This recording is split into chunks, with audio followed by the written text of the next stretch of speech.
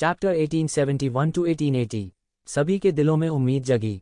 इस समय ये ज़िवेन ही उनकी एकमात्र उम्मीद थी। अगर ये ज़िवेन हार जाती है तो परिणाम अकल्पनीय होंगे। जबकि हर कोई अभी भी सदमे में था, ये ज़िवेन के हाथ में तलवार पहले से ही जून डिंगटियन के सिर पर आ गई थी, जैसे कि यह उसे अगले ही पल उड़ा देगी। इस समय जून डिंगटियन ने अचानक अपने शरीर को बिजली की गति से घुमा दिया। उसने अपना हाथ हिलाया और एक चौंकाने वाली तलवार की रोशनी फैल गई, जैसे कि वह ये ज़िवेन को आधा जिंदा काटने जा रहा हो।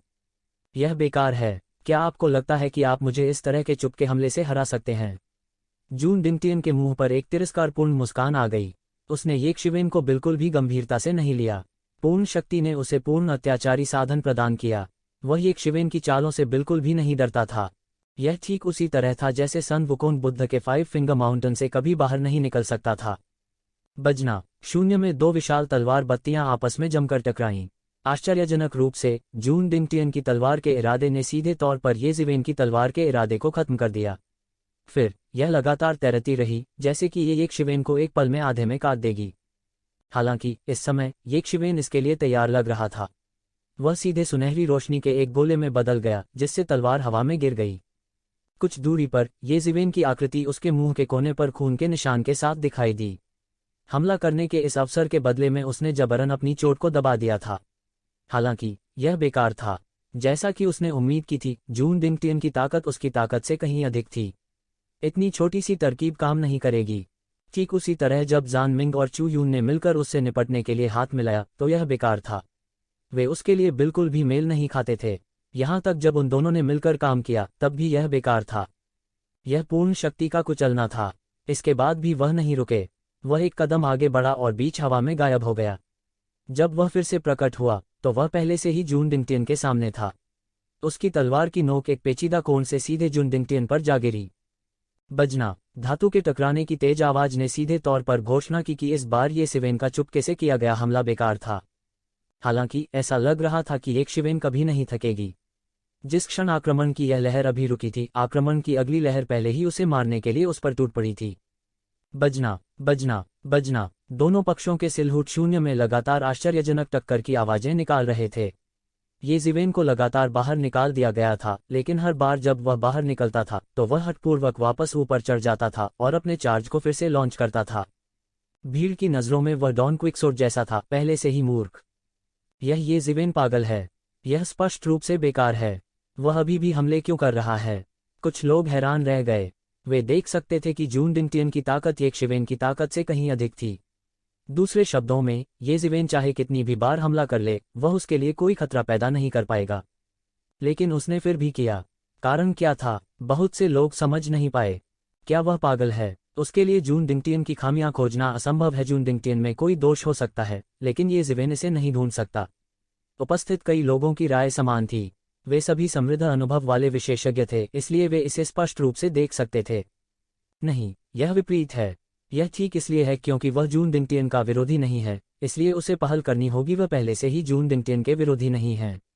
यदि वह पहल नहीं कर पाता है तो लड़ाई की लय भी जून डिंगटियन के नियंत्रण में आ जाएगी। यह वास्तव में निराशाजनक है, किनली ने भौहें चढ़ाते हुए कहा। इस समय वह पहले से ही स्वस्थ होने के लिए ये ज़िवेन और जून डिंगटियन के बीच लड़ाई का लाभ उठा चुका था। हालांकि वह नहीं जा सका, लेकिन इसने उसे दोनों के बीच लड़ाई का विश्लेषण करने से नहीं रोका। सभी निष्पक्षता में दोनों को अपनी पीढ़ी के नायक कहा जाता था। उनमें से कोई एक उससे बहुत ऊपर था। अगर उसे अभी ये ज़िवेन के साथ लड़ना होता तो परिणाम शायद ये ज़िवेन और जून डिंगटियन के बीच मौजूदा लड़ाई के समान होगा। यह अफसोस की बात थी कि एक कहावत थी, चून की एक यू है, एक लियांग भी है। चून की ये ज़िवेन है, इसलिए जून डिंगटियन जैसा एक और भी राक्षसी अस्तित्व है। यह जानने के बाद कि जून डिंगटियन एक ईश्वर का पुनर्जन्म था, उसका दिल अचानक संतुलित हो गया।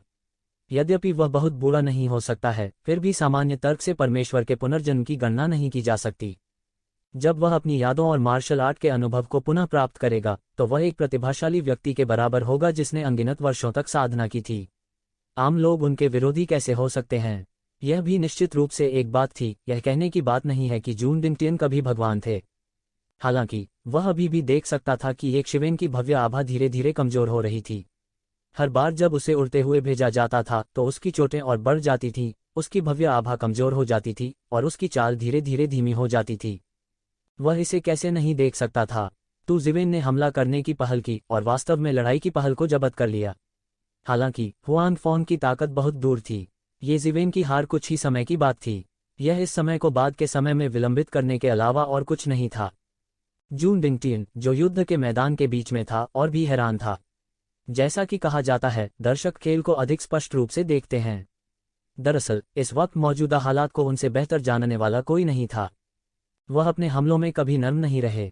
हालांकि लड़ाई की लय को येजिवेन द्वारा नियंत्रित किया गया था। वास्तव में अगर किसी के पास पर्याप्त अत्याचारी ताकत नहीं थी तो लड़ाई की लय को नियंत्रित करना एक मजाक बन जाएगा। यह बिल्कुल असंभव था। यदि यह एक साधारण गहरा जीवन क्षेत्र होता तो एक शिवेन की रणनीति की नकल करना बेकार होगा। उसे सीधे उसकी तलवार से छेदा जाएगा और सीधे मार दिया जाएगा। कोई और नतीजा नहीं निकला।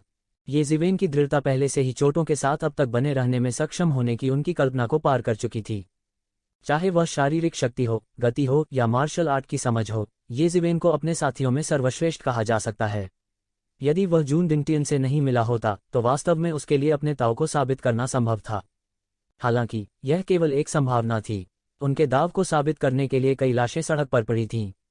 अकेले जून डिंगटियन का होना ही काफी था। यह सोचकर उसे अब चिंता नहीं रही। वह कैसे नहीं देख सकता था जो किनले देख सकता था।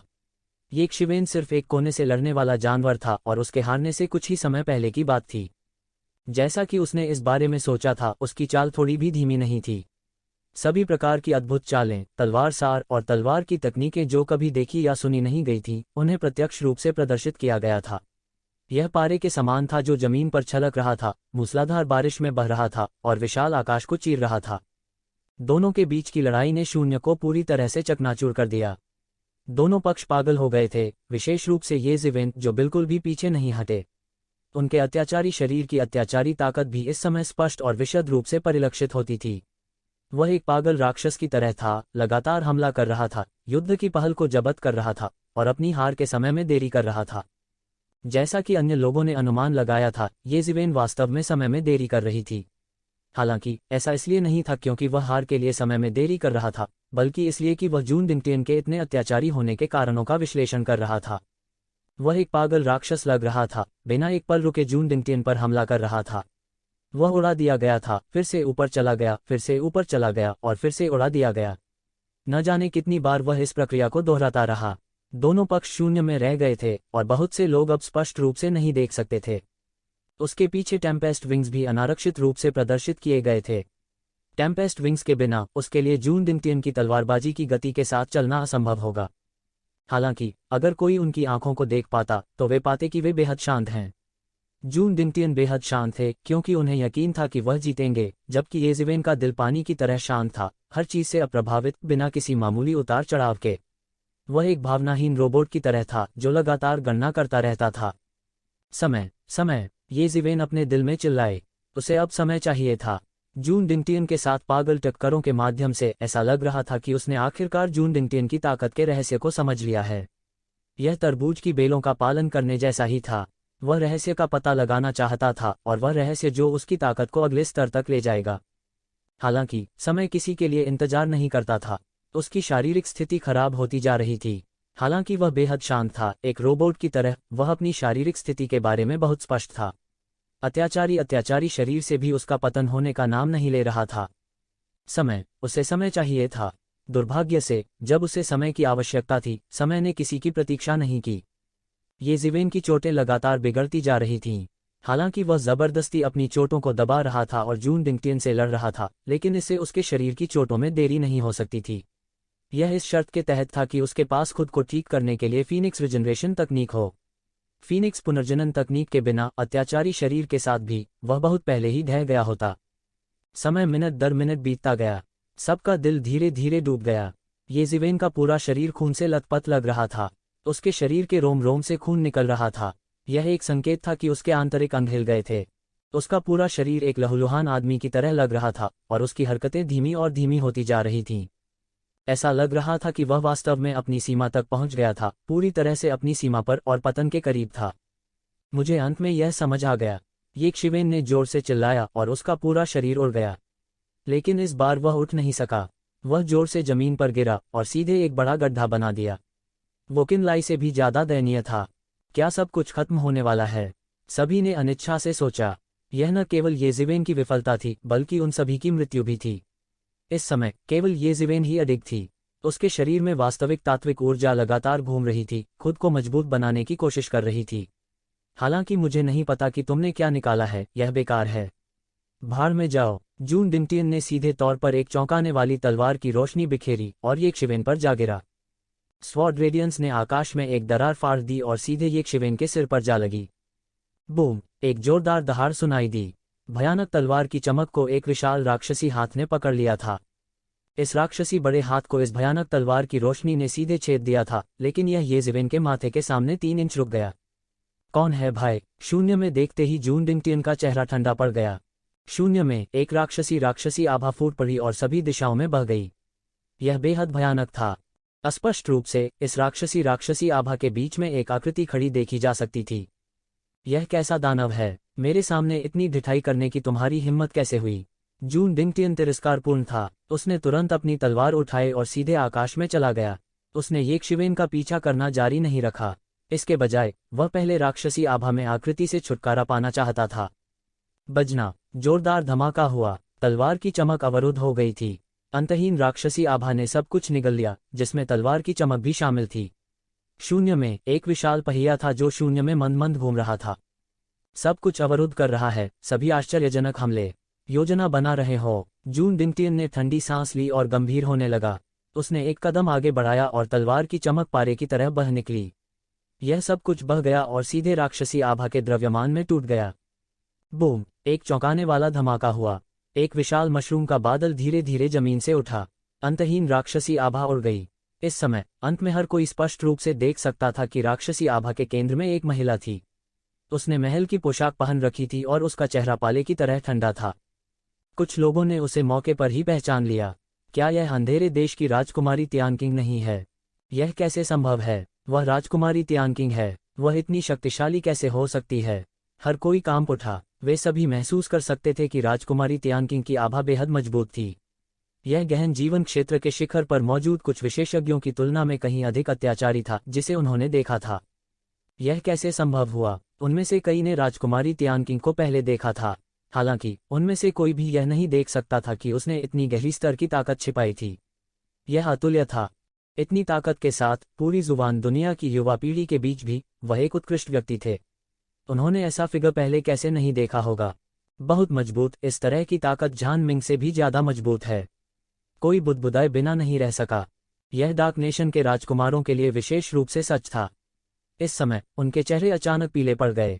यदि वे अभी भी पहले एक दूसरे के साथ प्रतिस्पर्धा कर सकते थे तो राजकुमारी तियानकिंग के पीक प्रोफाउंड लाइफ दायरे में सफलतापूर्वक कदम रखने के बाद उनके बीच ताकत का अंतर इतना बड़ा हो गया था कि डार्क नेशन के सिंहासन के लिए लगभग कोई सस्पेंस नहीं था। दैवीय हथियार के बिना भी सिंहासन राजकुमारी तियानकिंग की पकड़ से नहीं बच पाएगा। इस समय उनके चेहरे अतुलनीय अनिच्छा से भरे हुए थे। वे इतने सालों से एक दूसरे के खिलाफ लड़ रहे थे, लेकिन अंत में राजकुमारी तियानकिंग ने उनका फायदा उठाया था। अनगिनत वर्षों की मेहनत वास्तव में किसी और के लिए शादी का जोड़ा बन गई थी। इस तरह की भावना ने उन्हें मर जाने को मजबूर कर दिया। यह असंभव है। क्या उसकी ताकत हमेशा राजा के पद पर नहीं रही? हर कोई अविश्वास में था। उनमें से येज़िवेन सबसे अविश्वसनीय थी, क्योंकि जब सभी ने सोचा कि उसने अपनी ताकत छिपाई है, केवल येज़िवेन जानती थी कि उसने अपनी ताकत नहीं छिपाई थी, क्योंकि उसने कुछ समय पहले गहन जीवन क्षेत्र में कदम भी नहीं रखा था। कुछ समय पहले उसने इसे अपनी आंखों से देखा था। ऐसा नहीं था कि दूसरों ने सोचा था कि उसने अपनी ताकत छुपा ली थी। अब तक उसने गहन जीवन अवस्था में कदम ही रखा था। जिस समय वह चला गया था उसके दौरान उसका किस तरह का संयोग था? वह वास्तव में साधना में 3 स्तरों की छलांग लगाने में सफल रही थी, जिससे वह एक ही बार में गहन जीवन अवस्था के शिखर पर कदम रख सकी थी। यह अकल्पनीय था। उसने ध्यान से देखा। इस समय राजकुमारी तियानकिंग का चेहरा पीला पड़ गया था, मानो वह किसी तरह के शक्तिशाली दबाव को सहन कर रही हो। यह बहुत संभावना थी कि उसे किसी प्रकार का सत्ता हस्तांतरण प्राप्त हुआ था। केवल इसी तरह से वह एक झटके में ही चरम गहन जीवन क्षेत्र में कदम रख सकती थी। अभी भी वह अपने शरीर की सारी शक्ति को पचा नहीं पाई थी, जिससे आकाश में राक्षसी आभा भर गई थी। लेकिन फिर भी राजकुमारी तियानकिंग ने इतने कम समय में ही पीक प्रोफाउंड लाइफ दायरे में कदम रख दिया था। यह काफी चौंकाने वाला था। कोई आश्चर्य नहीं कि वह इतनी आश्वस्त थी कि वह दैवीय हथियार पर भरोसा किए बिना सिंहासन पर चढ़ सकती थी। पीक प्रोफाउंड लाइफ रियलम में अपनी ताकत के साथ उसे वास्तव में अंधेरे देश पर हावी होने में सक्षम होने के लिए दिव्य हथियार पर भरोसा करने की आवश्यकता नहीं थी। हम्फ जून डिंगटियन तुरंत बता सकते थे कि राजकुमारी तियानकिंग को किसी प्रकार की विरासत मिली थी, लेकिन यह स्पष्ट था कि उसने सारी शक्ति हजम नहीं की थी, अन्यथा वह ऐसी स्थिति में नहीं होती। लेकिन उसे इससे कोई फर्क नहीं पड़ा। 3000 स्वॉर्ड प्रिंसिपल्स तुरंत फिर से लॉन्च किए गए, अनगिनत तलवार रोशनी में बदल गए। आसमान में एक उल्कापिंड की तरह वे सीधे राजकुमारी तियानकिंग की ओर चले गए। इससे कोई फर्क नहीं पड़ता कि उसे किस प्रकार की विरासत मिली थी, क्योंकि उसने उसके रास्ते में खड़े होने का साहस किया। उसके लिए केवल एक ही परिणाम था, मृत्यु। उल्का जैसी तलवार की रोशनी का सामना करते हुए राजकुमारी तियानकिंग का चेहरा ठंडा था। उसने सीधे मुक्का मारा और शून्य में मुट्ठी का इरादा पुनर्जन्म के एक विशाल सिक्स पाथर्स में बदल गया। पुनर्जन्म के विशाल सिक्स पाथर्स ने एक भयानक प्रकाश उत्सर्जित किया और आकाश में तलवार के इरादे से टकराया। जैसे को तैसा राजकुमारी तियानकिंग का पीछे हटने का कोई इरादा नहीं था। बूम बूम बूम, दोनों के बीच की लड़ाई शून्य में शानदार आतिशबाजी की तरह थी, जो लगातार आकाश को चीरती और अराजकता में गिरती थी। तलवार की रोशनी से पुनर्जन्म के 6 रास्ते लगातार टूट रहे थे, लेकिन उसके द्वारा लगातार उनकी मरम्मत की जा रही थी। जून डिंगटियन के मजबूत हमले के तहत राजकुमारी तियानकिंग पीछे हटती रही। जाहिर है, इस समय भी उसने एक अज्ञात स्थान से जो विरासत प्राप्त की थी, वह जून डिंगटियन के 3000 तलवार सिद्धांतों के रूप में दबंग नहीं थी। पुनर्जन्म मुट्ठी के 6 पथ वास्तव में अद्भुत हैं। उस समय असुर दानव राजा दुनिया पर हावी होने के लिए इस पर निर्भर था। लेकिन यह अफसोस की बात है कि आपके कौशल स्वर्गीय सम्राट डिवाइन फिस्ट की तरह परिपूर्ण से बहुत दूर हैं। जून डिंगटियन ने सिक्स पाथर्स ऑफ रीइंकार्नेशन फिस्ट की प्रशंसा की, लेकिन वह राजकुमारी तियानकिंग को खारिज कर रहे थे। बगल में किनली के चेहरे पर शर्म और गुस्से का मिश्रण दिखाई दे रहा था। उसकी हार 2 महान सम्राटों के चेहरे को खोने के बराबर थी, और वह खुद को माफ नहीं कर सकता था, भले ही विरोधी एक भगवान का पुनर्जन्म था, ऐसा स्वर्ग विरोधी राक्षस। तुम्हें पता चल जाएगा कि मैं घर पहुंच गया हूं या नहीं अगर तुम कोशिश करो।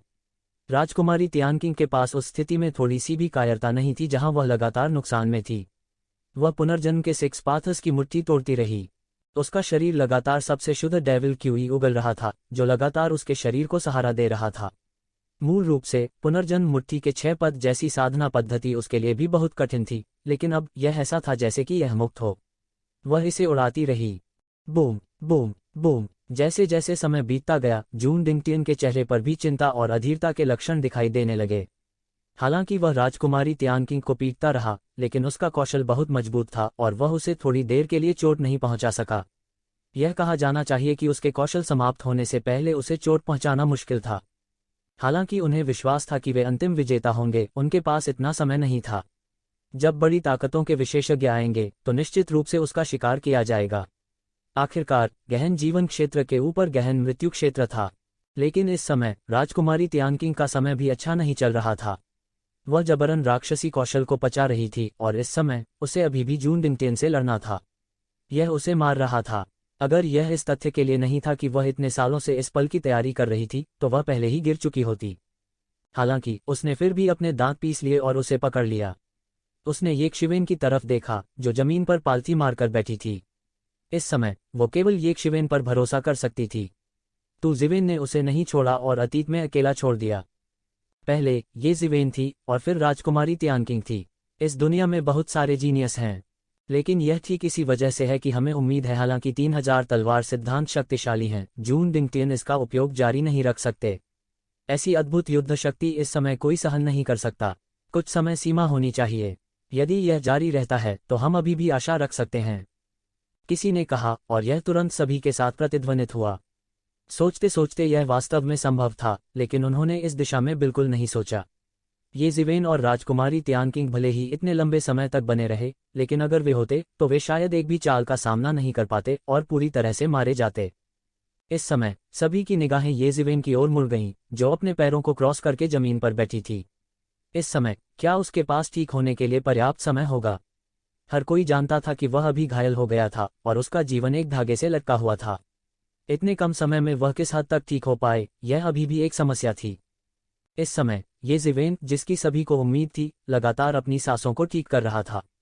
उसके शरीर पर सांस मजबूत और कमजोर के बीच उतार चढ़ाव करती रही, जैसे कि वह लगातार रूपांतरित हो रहा था, लेकिन साथ ही जैसे कि वह किसी भी समय सांस लेना बंद कर देगा। सभी को डर था कि कहीं वह संभल न पाए और सांस रोक ले। उसके शरीर से फीनिक्स के बेहोश रोने की आवाज़ सुनाई दे रही थी। वह सतह पर अच्छा नहीं लग रहा था, हालांकि वह वास्तव में अंदर जीवन शक्ति से भरा था। सभी ने सोचा था कि वह पागल हो गया है, लेकिन वह ताओ सिद्धांतों को लगातार समझ रहा था। सभी ने उनकी फीनिक्स रिजनरेशन तकनीक को कम करके आंका था। राजकुमारी तियानकिंग ने उसके लिए पर्याप्त समय खरीदा था। हालांकि उसकी सांस सतह पर अस्थिर लग रही थी, वास्तव में वह पहले ही 70% -80% तक ठीक हो चुका था। वास्तव में जो बात उसे परेशान कर रही थी वह यह थी कि और अधिक शक्तिशाली कैसे बने। 70% -80% तक वापस आना अर्थहीन था, और वह अभी भी जून डिंगटियन के लिए एक मैच नहीं था। वह पहले ही गहरी सोच में पड़ चुका था। जब वह जून डिंगटियन के साथ लड़ रहा था तो उसने पागलपन से हमला किया, जिससे जून डिंगटियन को अपनी सारी शक्ति का उपयोग करने के लिए मजबूर होना पड़ा। हालांकि वह गंभीर रूप से घायल हो गया था, यह परिणाम के बिना नहीं था।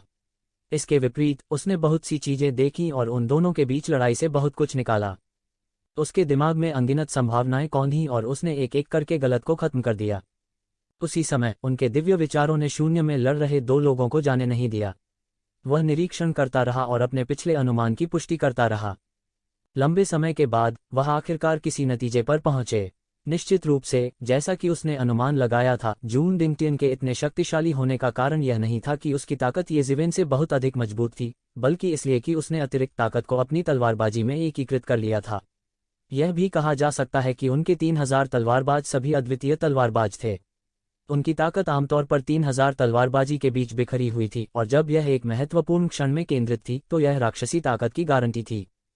यह एक ऐसी दिशा थी जिसके बारे में उसने कभी नहीं सोचा था, लेकिन जून डिंगटियन ने उसके लिए एक नया द्वार खोल दिया था। उन्होंने अपनी ताकत को मार्शल आर्ट में फैलाया और एक बाहरी अवतार जैसा कुछ बनाया जो बहुत शक्तिशाली था। एक बार उपयोग करने के बाद इन सभी मार्शल आर्ट अवतारों को केंद्रित किया जा सकता है, और उनकी ताकत एक पल में अनगिनत बार आसमान छूती है, किसी भी दुश्मन को कुचलने के लिए पर्याप्त है।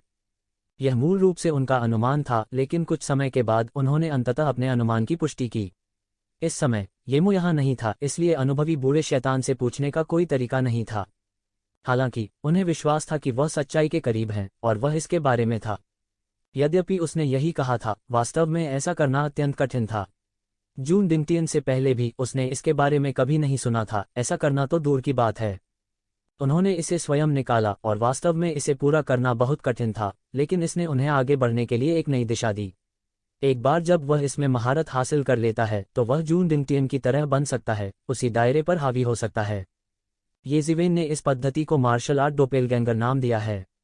हालांकि समय अभी भी कम था और उसके पास मार्शल आर्ट डोपेलगैंगर को संघनित करने का कोई तरीका नहीं था, लेकिन इसे समझकर उसने महसूस किया कि उसका क्षेत्र छलांग और सीमा से आगे बढ़ गया है। कुछ चीजें जो उन्हें पहले समझ में नहीं आती थीं, इस सफलता के लिए तुरंत स्पष्ट हो गई थीं। दूसरे शब्दों में, इतने कम समय में उसे लगा कि उसकी ताकत दूसरे स्तर तक बढ़ गई है।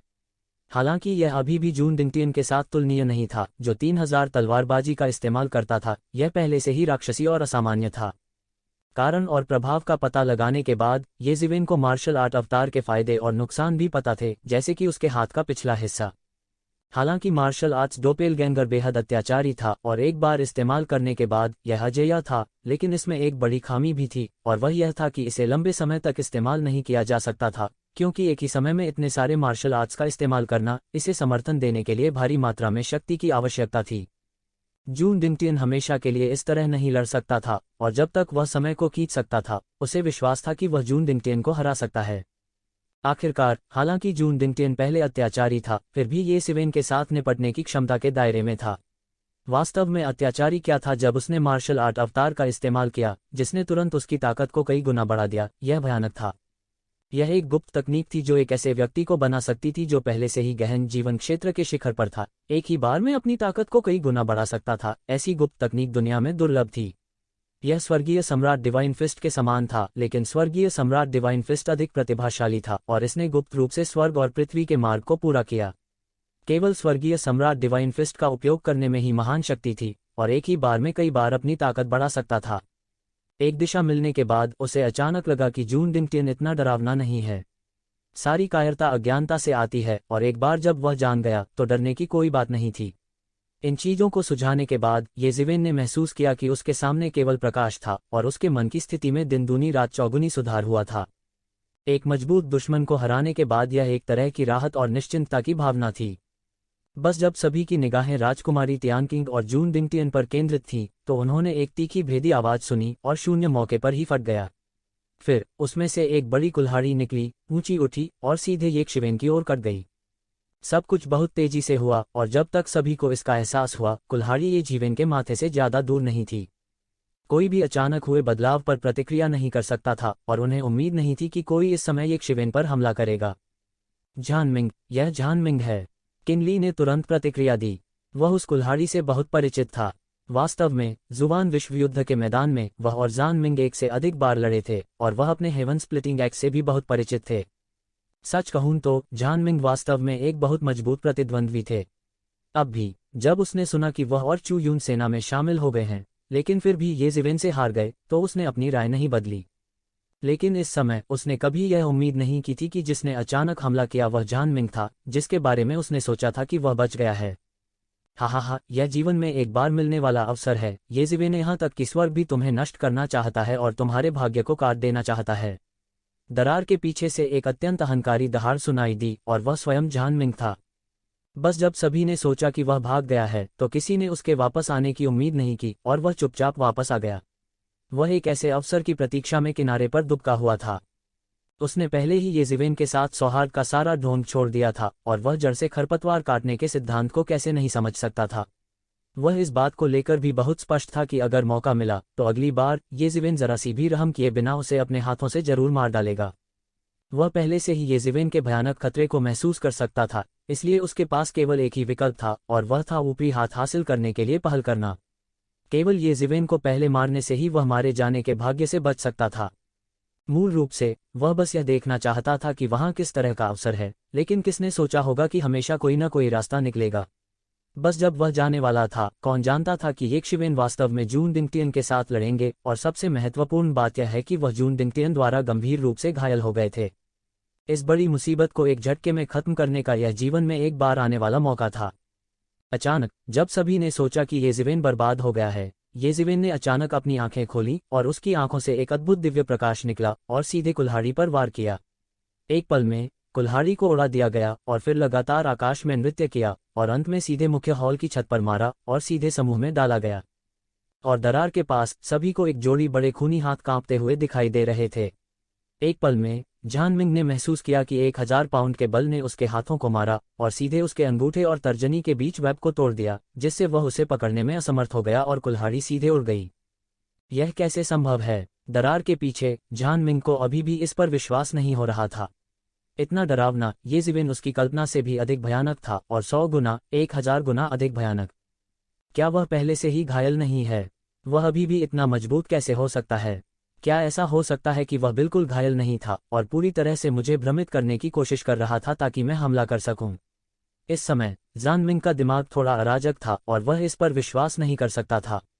उसके दिमाग में एक पल में अनगिनत साजिश की संभावनाएं चमक उठीं और उसके सामने सब कुछ समझाने का यही एकमात्र तरीका था। अपने जीवन काल में वह कभी नहीं जान पाएगा कि येशिवेन की पुनर्प्राप्ति क्षमता कितनी भयानक थी। जब जानमिंग ने उसके साथ लड़ाई की तो उसने वास्तव में येशिवेन को अपनी असली ताकत का उपयोग करने के लिए मजबूर नहीं किया। उसकी पुनर्प्राप्ति क्षमता के बारे में बताना तो दूर की बात है, क्योंकि यह उस हद तक नहीं था।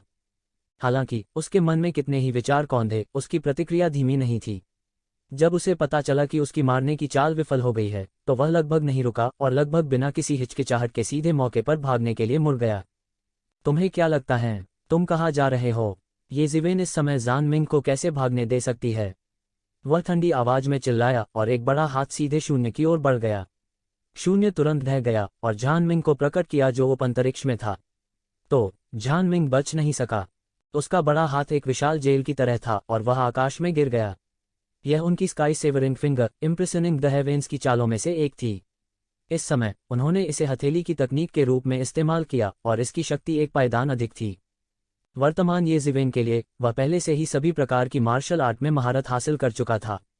इसके अलावा जब उन्होंने ghost hot fire great array और मार्शल आर्ट डोपेलगैंगर का अनुभव किया था, तो उन्होंने अपने दायरे में एक बड़ी सफलता हासिल की थी। इससे इन मार्शल आर्ट के बारे में उनकी समझ में काफी सुधार हुआ था।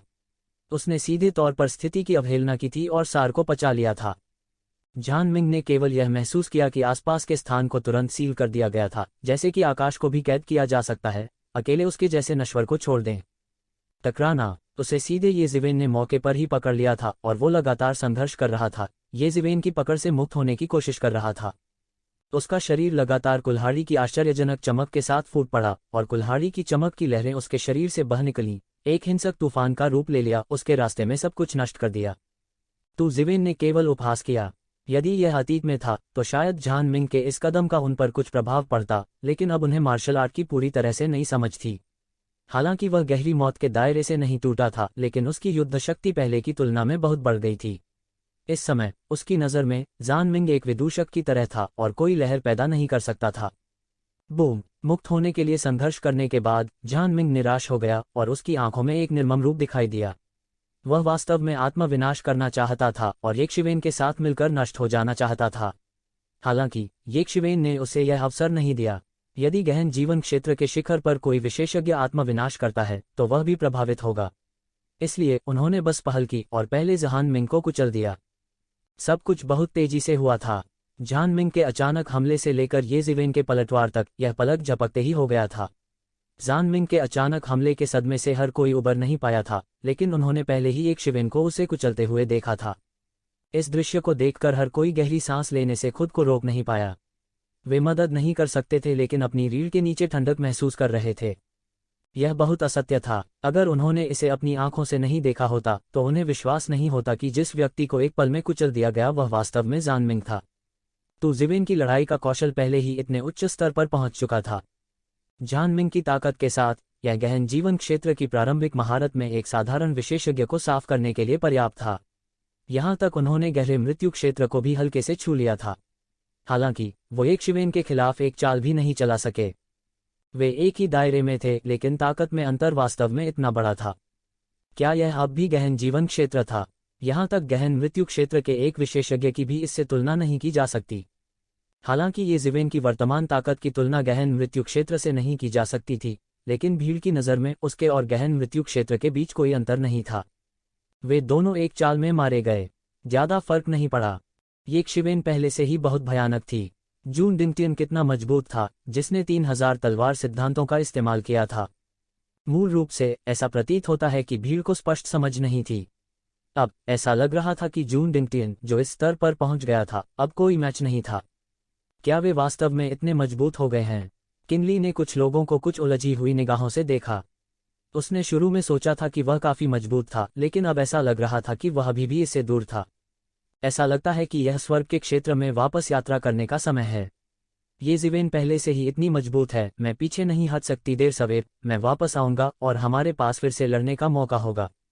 किनली ने ये जिवेन और अन्य लोगों को अतुलनीय दृढ़ संकल्प के साथ देखा। यह सोचकर उसका मूड अचानक से कुछ ज्यादा ही रिलैक्स हो गया। ये जिवेन धीरे से उठ खड़ी हुई। चूंकि उसने पहले ही अपनी चाल चल दी थी, इसलिए प्रतीक्षा जारी रखने की कोई आवश्यकता नहीं थी। उसने पहले ही तय कर लिया था कि जून डिंगटियन 3000 स्वॉर्ड सिद्धांतों के साथ लंबे समय तक टिक नहीं पाएगा। वह देखना चाहता था कि जून डिंगटियन के 3000 तलवार सिद्धांत कितने समय तक चल सकते हैं। बूम! उसके शरीर पर आभा घेरे में बह गई और तुरंत बह गई, जिससे एक बड़ा तूफान आ गया। उसने भी बिना कुछ रोके हमला किया। हुश! ये जिवेन का फिगर एक पल में गायब हो गया। उसने शून्य में कई हल्के धब्बे छोड़े और गायब हो गया। जून डिंगटियन तुरंत सतर्क हो गए। ये जिवेन गहन जीवन क्षेत्र के शिखर पर उन सामान्य विशेषज्ञों की तरह नहीं थे। उन्होंने इसे स्वीकार किया या नहीं, उन्हें इस तरह के एक मजबूत प्रतिद्वंद्वी को गंभीरता से लेना पड़ा। लेकिन इस समय वह राजकुमारी तियानकिंग द्वारा उलझाए जा रहे थे। हालांकि उसके शरीर पर राक्षसी आभा बहुत कम हो गई थी और वह बहुत अधिक स्थिर हो गई थी, यह नहीं कहा जा सकता था कि उसके हमले पूरी तरह से शक्तिहीन थे। यहां तक 3000 स्वॉर्ड डाउन्स के साथ भी वह अभी भी उसके 6 पाथर्स ऑफ रीइंकार्नेशन फिस्ट के दबाव को महसूस कर सकता था। जून डिंगटियन, मैंने तुम्हारे माध्यम से देखा है। अचानक उसके पीछे से एक ठंडी आवाज आई, उसके बाद एक तेज और चुभने वाली आवाज आई। एक लंबी तलवार उसके ऊपर बह गई और उसका सिर काटने ही वाली थी। उसकी हरकतें चिकनी और बेहद तेज थीं। कई लोगों के पास प्रतिक्रिया करने का समय भी नहीं था। हुश हुश हुश! जून डिंगटियन के शरीर में 3000 तलवार दांव तुरंत पुनर्जीवित हो गए और स्वचालित रूप से उनकी रक्षा की। ये जिवेन की लंबी तलवार सीधे तलवार दांव पर जा गिरी, लेकिन वह आगे नहीं जा सकी। इस समय जून डिंगटियन का हमला एक ज्वार की लहर की तरह था, जो एक शिवेन की ओर तेजी से बढ़ रहा था। यह बेहद तेज और तेज था। उसकी तलवारबाजी प्रकट हुई थी। शून्य में अनगिनत तलवार रोशनी में घनीभूत होकर उल्काओं की तरह जमीन पर गिरते हुए सीधे एक शिवेन की ओर विस्फोट कर रहे थे। डैंग डैंग डैंग, ये शिवेन लगातार पीछे हटती गई, लगातार हल्की जगहों पर कदम रख रही थी। तेज हमलों से बचते हुए उनका फिगर लगातार टिमटिमा रहा था। मेरे माध्यम से देखें, आप सिर्फ एक नश्वर हैं। जून डिंगटियन ने ये शिवेन की बातों को गंभीरता से नहीं लेते हुए उपहास किया। हालांकि एक शिवन से निपटना मुश्किल था, लेकिन वो सिर्फ एक चींटी थी जिससे निपटना मुश्किल था। उसे कुचल कर मार डाला जा सकता था। मैं सिर्फ एक नश्वर हूँ। ये शिवेन जोर से हंसी और उसके पीछे टेम्पेस्ट के पंख फिर से खुल गए, सीधे एक विशाल बवंडर को हवा दे रहे थे, और इस अंतहीन तूफान और आंधी में उसकी आकृति सीधे गायब हो गई। मत भूलो, तुम अभी सिर्फ एक नश्वर हो।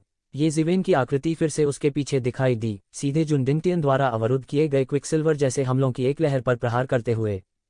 ये शिवेन और राजकुमारी तियान किंग के अचानक हमले के सामने भी वह अभी भी अपने क्षेत्र की मजबूती से रक्षा करने में सक्षम था।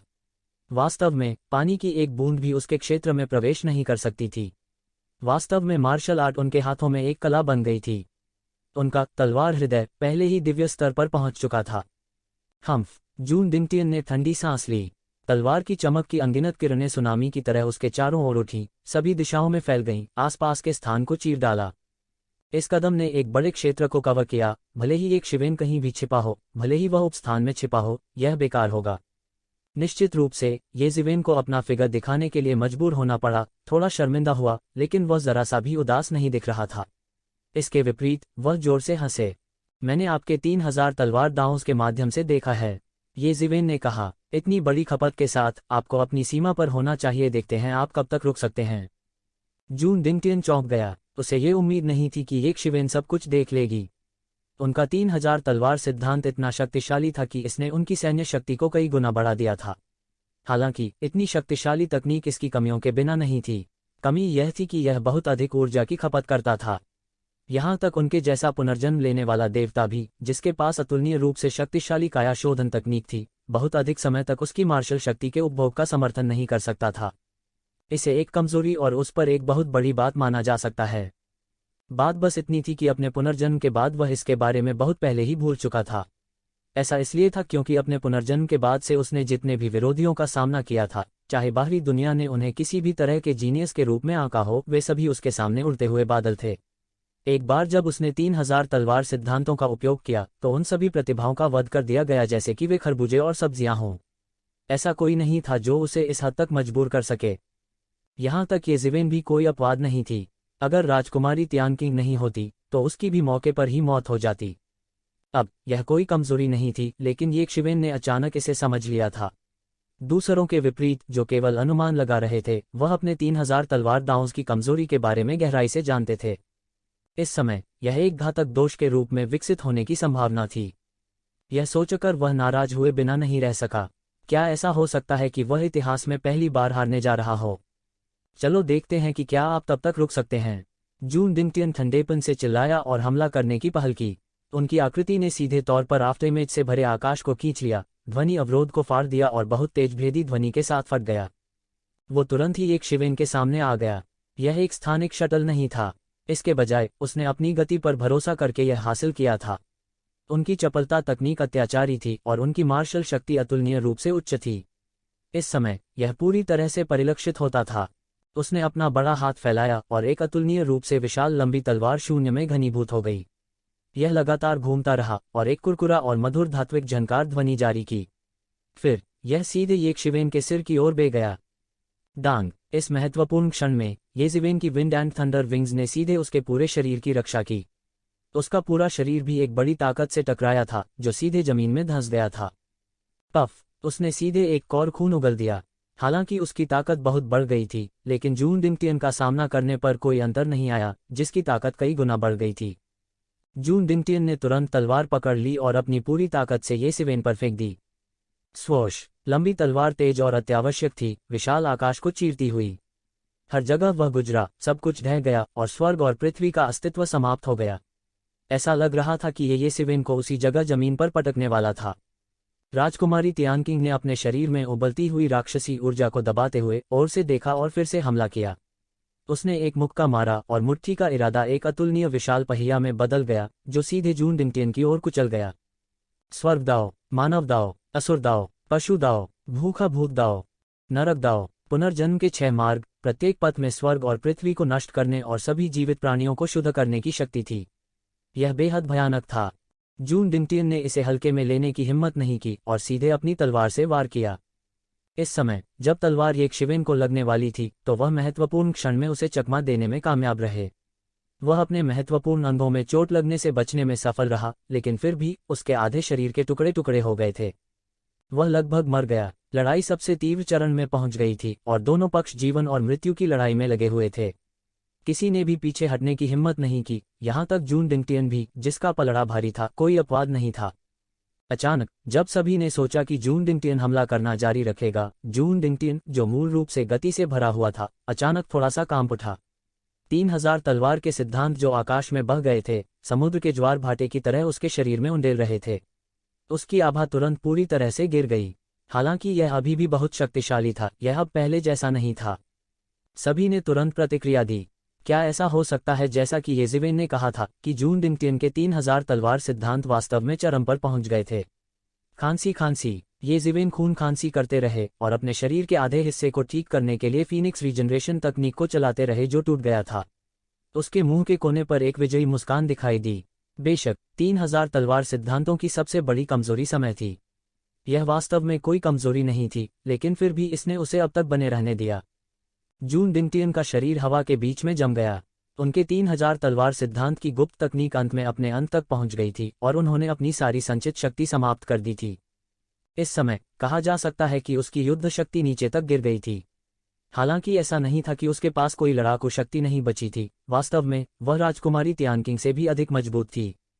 हालांकि उन दोनों को मारना उसके लिए बिल्कुल असंभव था।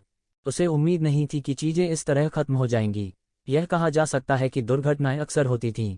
इस समय वह अभी भी उस झंडे को देख रहा था जो राक्षसी क्यूई से भरा हुआ था, जो हार मानने को तैयार नहीं था। हालांकि वह इस बात को लेकर भी बहुत स्पष्ट था कि राजकुमारी तियानकिंग उसे ऐसा करने का मौका नहीं देगी। येज़िवेन के शरीर का आधा हिस्सा जो तोड़ा गया था, वह भी नंगी आंखों से दिखाई देने वाली गति से ठीक हो रहा था। ऐसा लग रहा था कि उसे अपने चरम पर लौटने में देर नहीं लगेगी। जब वह समय आया तो उनमें भी एक के विरुद्ध दो का मुकाबला करने का साहस नहीं था। हालांकि अगर वह इस तरह हार मान लेता तो न केवल उसे झंडा नहीं मिलता, बल्कि वह येज़िवेन को मारने में भी सक्षम नहीं होता। वह इस तरह हार मानने को कैसे तैयार हो सकता है? इस समय जून डिंगटियन दुविधा में था। वह आगे नहीं बढ़ सकता था, लेकिन वह पीछे भी नहीं हट सकता था। हालांकि उनकी दुविधा केवल कुछ ही सांसों तक चली। आखिरकार वह एक महान प्रतिभा और निर्भीक दृष्टि वाले व्यक्ति थे। वह जानता था कि कब निर्णय लेना है। यदि उसने शीघ्र निर्णय नहीं लिया तो बहुत संभावना थी कि वह यहां अपना जीवन खो देगा। जिस तरह भविष्य की परेशानियों को रोकने के लिए उसे येकशिवेन को मारना था, ठीक उसी तरह येकशिवेन उसे जाने नहीं देगी। मौका मिलता तो वह अचानक उसे मारकर मार डालता। उन दोनों के बीच आपसी प्रशंसा की स्थिति नहीं बनी। वे केवल एक दूसरे के खून से लड़े। कोई व्यक्तिगत द्वेष नहीं था, केवल अस्तित्व था और केवल दाव था। ये 2 कारण काफी थे। उसे उम्मीद नहीं थी कि उसे इस हद तक मजबूर किया जाएगा। इससे भी महत्वपूर्ण बात, उसने प्रकट किया था कि वह परमेश्वर का पुनर्जन्म था। यह खबर जल्द ही बचे लोगों के मुंह से दिलचस्पी रखने वालों के कानों तक फैल गई। यदि वह भविष्य में मुक्त और बंधन मुक्त होना चाहता है तो यह इतना आसान नहीं होगा। जब वह समय आएगा तो ऐसे बहुत से लोग होंगे जो उसके पास मुसीबत ढूंढने आएंगे। हालांकि इस समय इस बारे में सोचना बेकार था। ऐसा नहीं था कि उनके पास ट्रम्प कार्ड नहीं था। एक देवता के अवतार के रूप में उनकी शक्ति सामान्य लोगों की कल्पना से कहीं अधिक थी। यहाँ तक उसके पास अनंत संसाधन भी थे जो लोग सोचते थे उससे बहुत दूर थे। स्वोश, उनका पूरा आंकड़ा सीधे प्रकाश की एक धारा में बदल गया, आकाश को फाड़कर सीधे हवा में गायब हो गया। बूम! इस दौरान भीड़ अचानक भड़क उठी। हर किसी की भावनाएं एक रोलर कोस्टर की सवारी की तरह थीं, ऊपर और नीचे, ऊपर और नीचे, ऊपर और नीचे। उन्होंने मूल रूप से सोचा था कि वे अभिशप्त थे, लेकिन उन्हें उम्मीद नहीं थी कि एक दिन ऐसा होगा जहां वे जून डिंगटियन से बच सकते हैं। यह बस अविश्वसनीय था। हर किसी ने पहले ही जून डिंगटियन को उन लोगों में से एक के रूप में सूचीबद्ध कर लिया था जिन्हें वे अपमानित नहीं कर सकते थे। उपस्थित अधिकांश लोग गहन जीवन क्षेत्र के विशेषज्ञ थे। उन्हें भी ऐसा ही लगा। कोई सोच सकता है कि इस बार जून डिंगटियन ने उन्हें कितना झटका दिया था। यह उनकी कल्पना से बहुत परे था। अंत में सब समझ गए। येज़िवेन और लड़ाई के बीच लड़ाई के माध्यम से जून क्षेत्र, जून डिंगटियन और भगवान जून स्काई डिंगटियन जून। ये जून का जून और डिंगटियन जून जून। पीक में वे पीक 1000 दायरे जून जून भगवान जून और पुराने जून व दायरे जून भगवान दायरे। जो भी हो, यह सच था कि वह इतनी कम उम्र में गहन जीवन क्षेत्र के शिखर पर थी। ये शिवेन के लिए आखिरकार अपनी चरम अवस्था में वापस आना आसान नहीं था। हालांकि जून दिंगटियन के साथ आज की लड़ाई ने उनकी जीवटता को नुकसान पहुंचाया था। वह 2 बार अपंग हो गया था और प्रभाव इतना आसान नहीं था कि उसे बुलाया जा सके। हालांकि इस लड़ाई से फसल भी उसके लिए काफी समृद्ध थी। विशेष रूप से इसने उनके लिए एक नया रास्ता दिखाया जिसने अचानक उनके भविष्य को व्यापक बना दिया। सामान्य तौर पर फसल अभी भी नुकसान से अधिक थी और बहुत अधिक थी। अपने चरम पर पहुंचने के बाद उसने तुरंत एक हाथ से शैतान क्यूई से भरे झंडे को पकड़ लिया। इस समय डार्क कंट्री के राजकुमारों के चेहरे पर कुछ दर्दनाक अभिव्यक्ति थी। यह झंडा उनके डार्क कंट्री का राष्ट्रीय खजाना था। ये ज़िवेन, यह हमारे डार्क कंट्री का राष्ट्रीय खजाना है। इसे दानव सम्मान ध्वज कहा जाता है। हमारे पूर्वजों द्वारा छोड़े गए संकेतों के अनुसार यह दानव आह्वान ध्वज डार्क लॉर्ड द्वारा छोड़ा गया एक दिव्य उपकरण होना चाहिए। हालांकि यह उस लड़ाई में क्षतिग्रस्त हो गया था। अगर इसे ठीक से परिष्कृत किया जाए तो इसमें अभी भी बहुत शक्ति होगी। इस समय राजकुमारी तियानकिंग की आवाज ये शिवेन के कानों में पड़ी। राजकुमारी तियानकिंग की आवाज थोड़ी उदास थी, मानो वह किसी तरह के अत्यधिक दर्द को दबा रही हो। मौन समझ जो उसके शरीर से बाहर निकली थी अंतहीन थी और इसे पूरी तरह पचाने का अभी भी कोई तरीका नहीं था। दानव आमंत्रण बैनर नाम असाधारण नहीं लग रहा था, लेकिन इसे अंधेरे के भगवान ने निताल जादू उपकरण के रूप में परिष्कृत किया था। सबसे महत्वपूर्ण बात, गंभीर रूप से क्षतिग्रस्त त्यानयुवान मिरर की तुलना में इसे जो नुकसान हुआ वह बहुत हल्का था और इसे फिर से परिष्कृत करना आसान था। बूम! जैसे ही ये ज़िवेन के बड़े हाथ ने ध्वज को थपथपाया, दानव आह्वान ध्वज अचानक एक चौंकाने वाली दानव ऊर्जा के साथ भड़क उठा। दानव ऊर्जा सबसे तेज हथियार की तरह थी, सीधे आसमान को काट रही थी और सीधे ये ज़िवेन के बड़े हाथ को चकनाचूर कर रही थी। शक्ति काफी अद्भुत थी और यह देखा जा सकता था कि दानव आह्वान ध्वज अपनी सर्वश्रेष्ठ स्थिति में कितना शक्तिशाली था। हालांकि यह इस समय पहले से ही क्षतिग्रस्त था। यह कहने की बात नहीं है कि इसे नियंत्रित करने के लिए इसके पास कोई मास्टर नहीं था। हालांकि वह बचना चाहता था, लेकिन ये शिवेन की पकड़ से कैसे बच सकता था? शुआ, तू ज़िवेन शरीर ने सीधे एक खूनी प्रकाश को मिटा दिया और दानव सम्मान ध्वज ने तुरंत आत्मसमर्पण कर दिया, जैसे कि उसने एक सम्राट का सामना किया हो। ये शिवेन ने आखिरकार राहत की सांस ली। यदि यह दानव आह्वान ध्वज हठपूर्वक विरोध करना जारी रखता है तो उसके लिए इसे वश में करना आसान नहीं होगा। यह उल्लेख नहीं करना चाहिए कि आसपास के बहुत सारे लोग थे जो इसे लालच से देख रहे थे। अंत में त्यानयुवान मिरर की जबरदस्ती पर भरोसा करके दानव को बुलाने वाले झंडे को आखिरकार दबा दिया गया।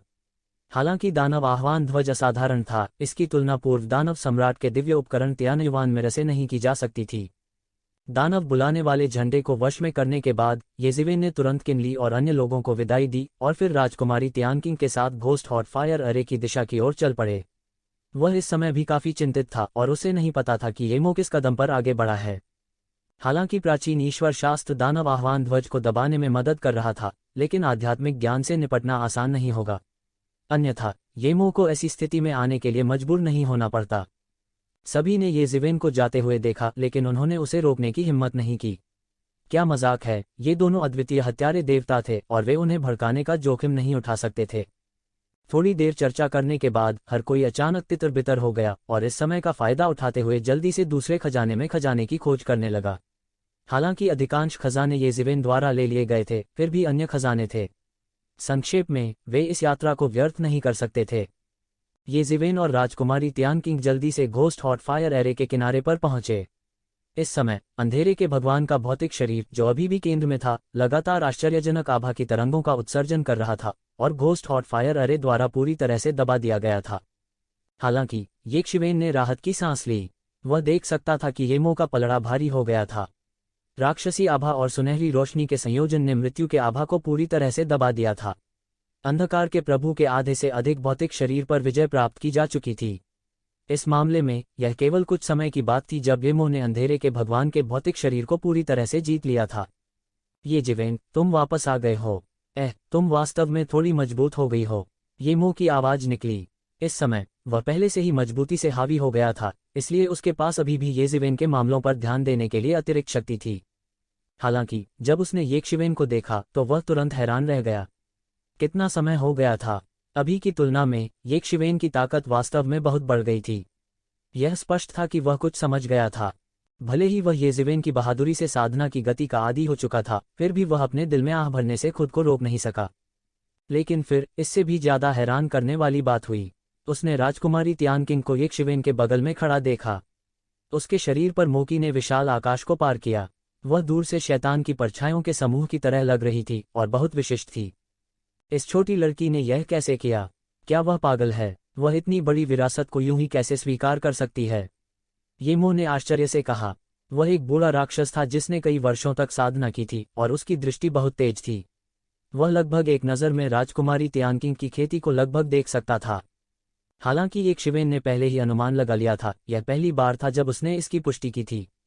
यह उनके और राजकुमारी तियानकिंग के बीच एक मौन सहमति थी। अगर उसने नहीं पूछा होता तो राजकुमारी तियानकिंग नहीं कहती। सबके अपने अपने राज थे। उसे जानना नहीं था और उसे पूछना भी नहीं था। वरिष्ठ, आपकी दृष्टि वास्तव में अच्छी है। राजकुमारी तियानकिंग के नाजुक चेहरे ने कुछ दर्दनाक अभिव्यक्ति प्रकट की। जबरन विरासत को इस तरह स्वीकार करने से उसकी खेती तो बढ़ गई थी, लेकिन साथ ही उसे एक बहुत बड़ा जोखिम भी उठाना पड़ा।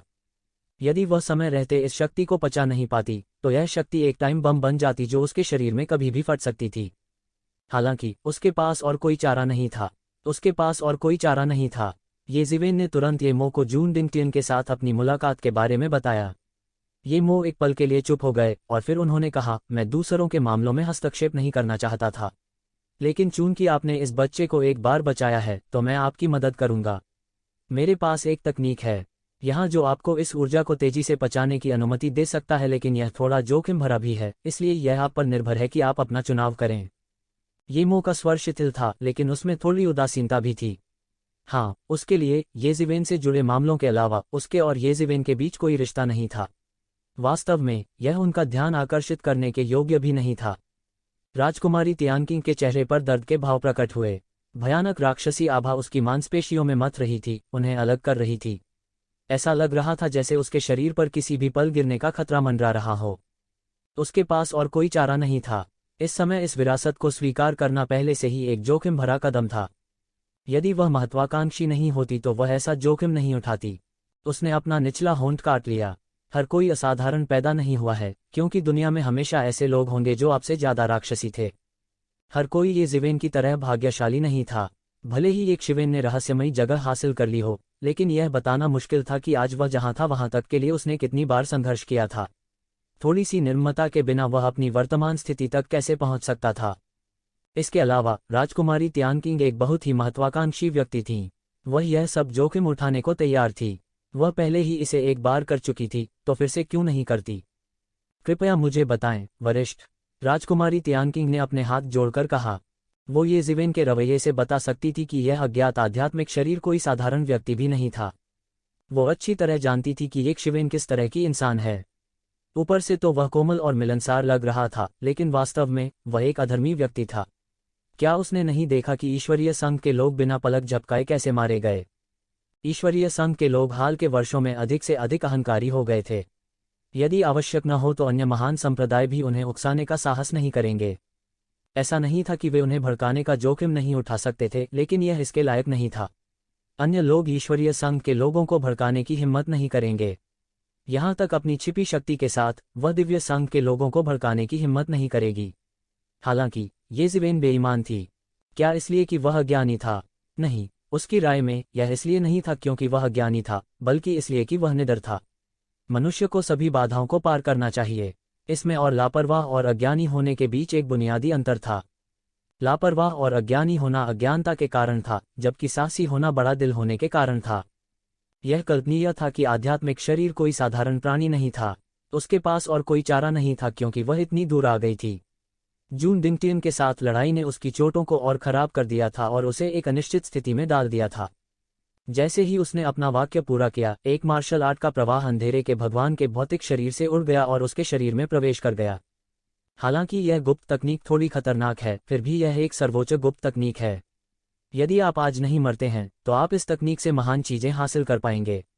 येमो ने ठंडेपन से कहा।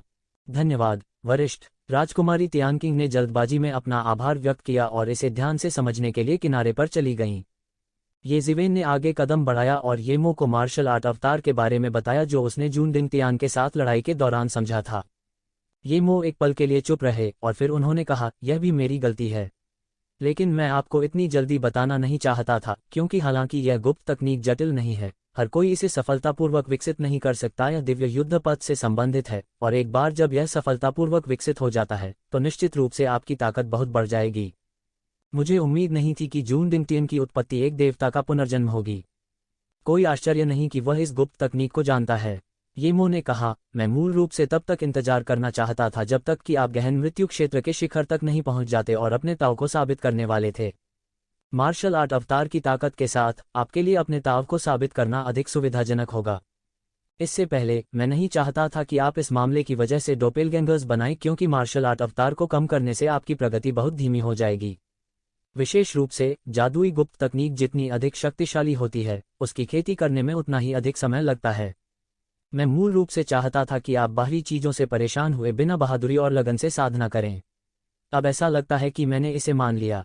यदि आप मार्शल आर्ट के अवतार को नहीं जानते हैं तो भविष्य में ऐसे प्रतिद्वंद्वी से मिलने पर आप अनिवार्य रूप से नुकसान में रहेंगे।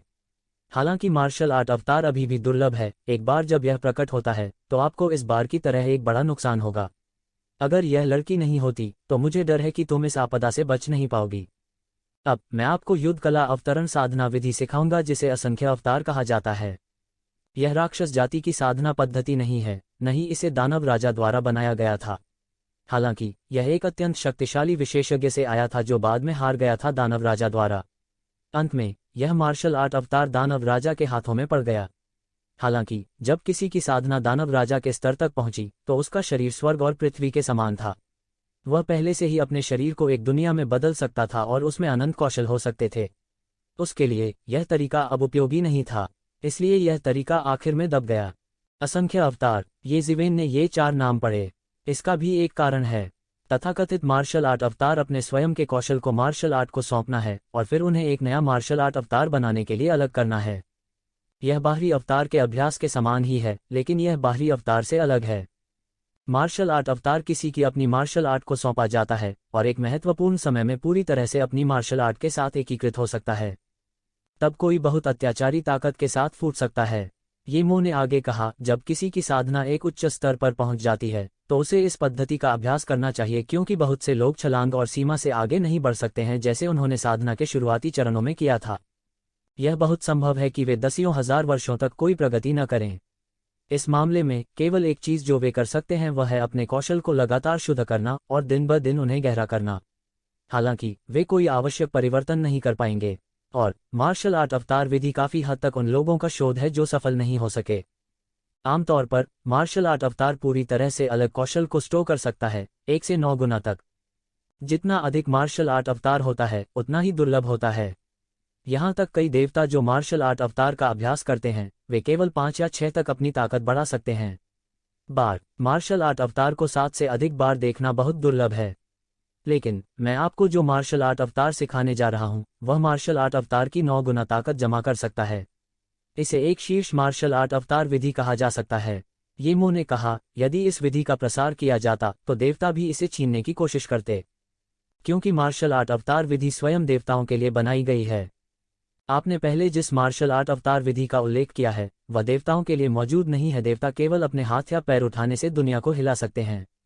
इस तरह की खपत को कुछ ही सांसों में पूरी तरह से ठीक किया जा सकता है। उल्लेख नहीं करने के लिए वे अपने शरीर में एक दिव्य साम्राज्य को संघनित कर सकते हैं, अपनी खुद की दुनिया बना सकते हैं। इसलिए वे किसी भी समय भारी मात्रा में बिजली की भरपाई कर सकते हैं। ऐसे अमर महाशक्तियों के लिए यह दुर्बलता अर्थहीन है। तो समझे, येमो ने कहा। ये ज़िवेन ने सिर हिलाया। इन सभी दोषों के साथ भी मार्शल आर्ट अवतरण विधि अभी भी एक पृथ्वी को तोड़ देने वाली रचना थी। उसकी वर्तमान शक्ति के साथ इसे गहन जीवन क्षेत्र के शिखर पर अजेय कहा जा सकता है। यदि यह जून डिंगटियन के 3000 तलवार सिद्धांतों के लिए नहीं था तो उसे पूरा विश्वास था कि वह जून डिंगटियन के साथ लड़ सकता है। वह सोच भी नहीं सकता था कि अगर उसकी ताकत एक पल में 9 गुना बढ़ जाए तो कितना भयानक होगा।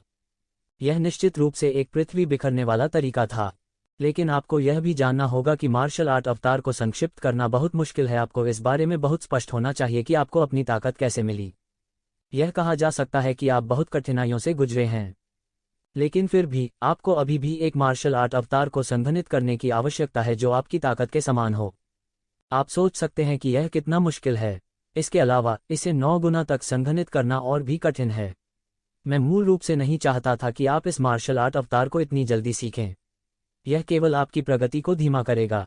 ये मो ने आह भरी और कहा ऐसी कई चीजें थीं जिनकी उन्होंने स्पष्ट रूप से गणना की थी, लेकिन जैसा कि कहा जाता है, योजनाएं परिवर्तनों के साथ नहीं रह सकती। बहुत सी चीजें सिर्फ घर पर बैठकर योजनाएं बनाने से पूरी नहीं हो सकती। ये ज़िवेन जानते थे कि येमो ने कहा था कि यह कठिन होगा, लेकिन वास्तव में वह पहले ही इस स्तर तक साधना कर चुके थे। इसलिए उनकी मार्शल शक्ति को फिर से प्रशिक्षित करने की कठिनाई स्वाभाविक रूप से पहले की तुलना में बहुत कम थी।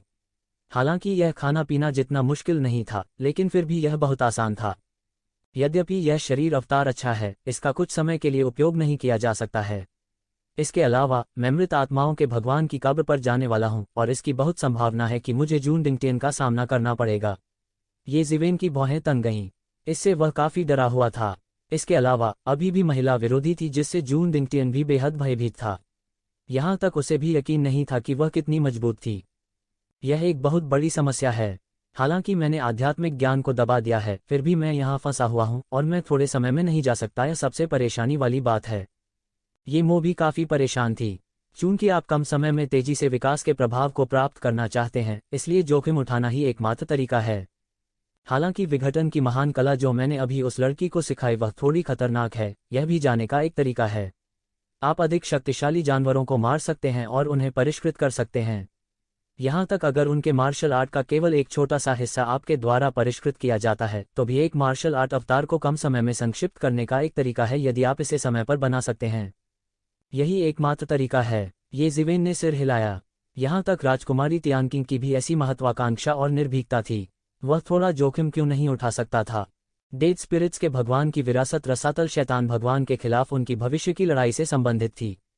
वह बिल्कुल कोई गलती नहीं कर सकता था। यह सोचकर उसके लिए संकोच करने की कोई बात नहीं थी। ठीक है, मैं आपको विघटन की यह महान कला प्रदान करूंगा, ये मो ने तुरंत कहा। फिर एक मार्शल आर्ट की धार उड़ी और सीधे ये ज़िवेन के शरीर में समा गई। इस मार्शल आर्ट धार में 2 अद्वितीय तकनीकें थीं। एक थी शरीर अवतार की तकनीक और दूसरी थी विघटन की महान कला। ये ज़िवेन ने जल्दी से इसे देखा। ये ज़िवेन अंत में समझ गए कि ये मो का क्या मतलब है जब उन्होंने स्मरणीय मंत्र और हुआ गोंग महान कानून में निहित विभिन्न जानकारी देखी। ये मो ने कहा था कि इस तकनीक में थोड़ा खतरा है।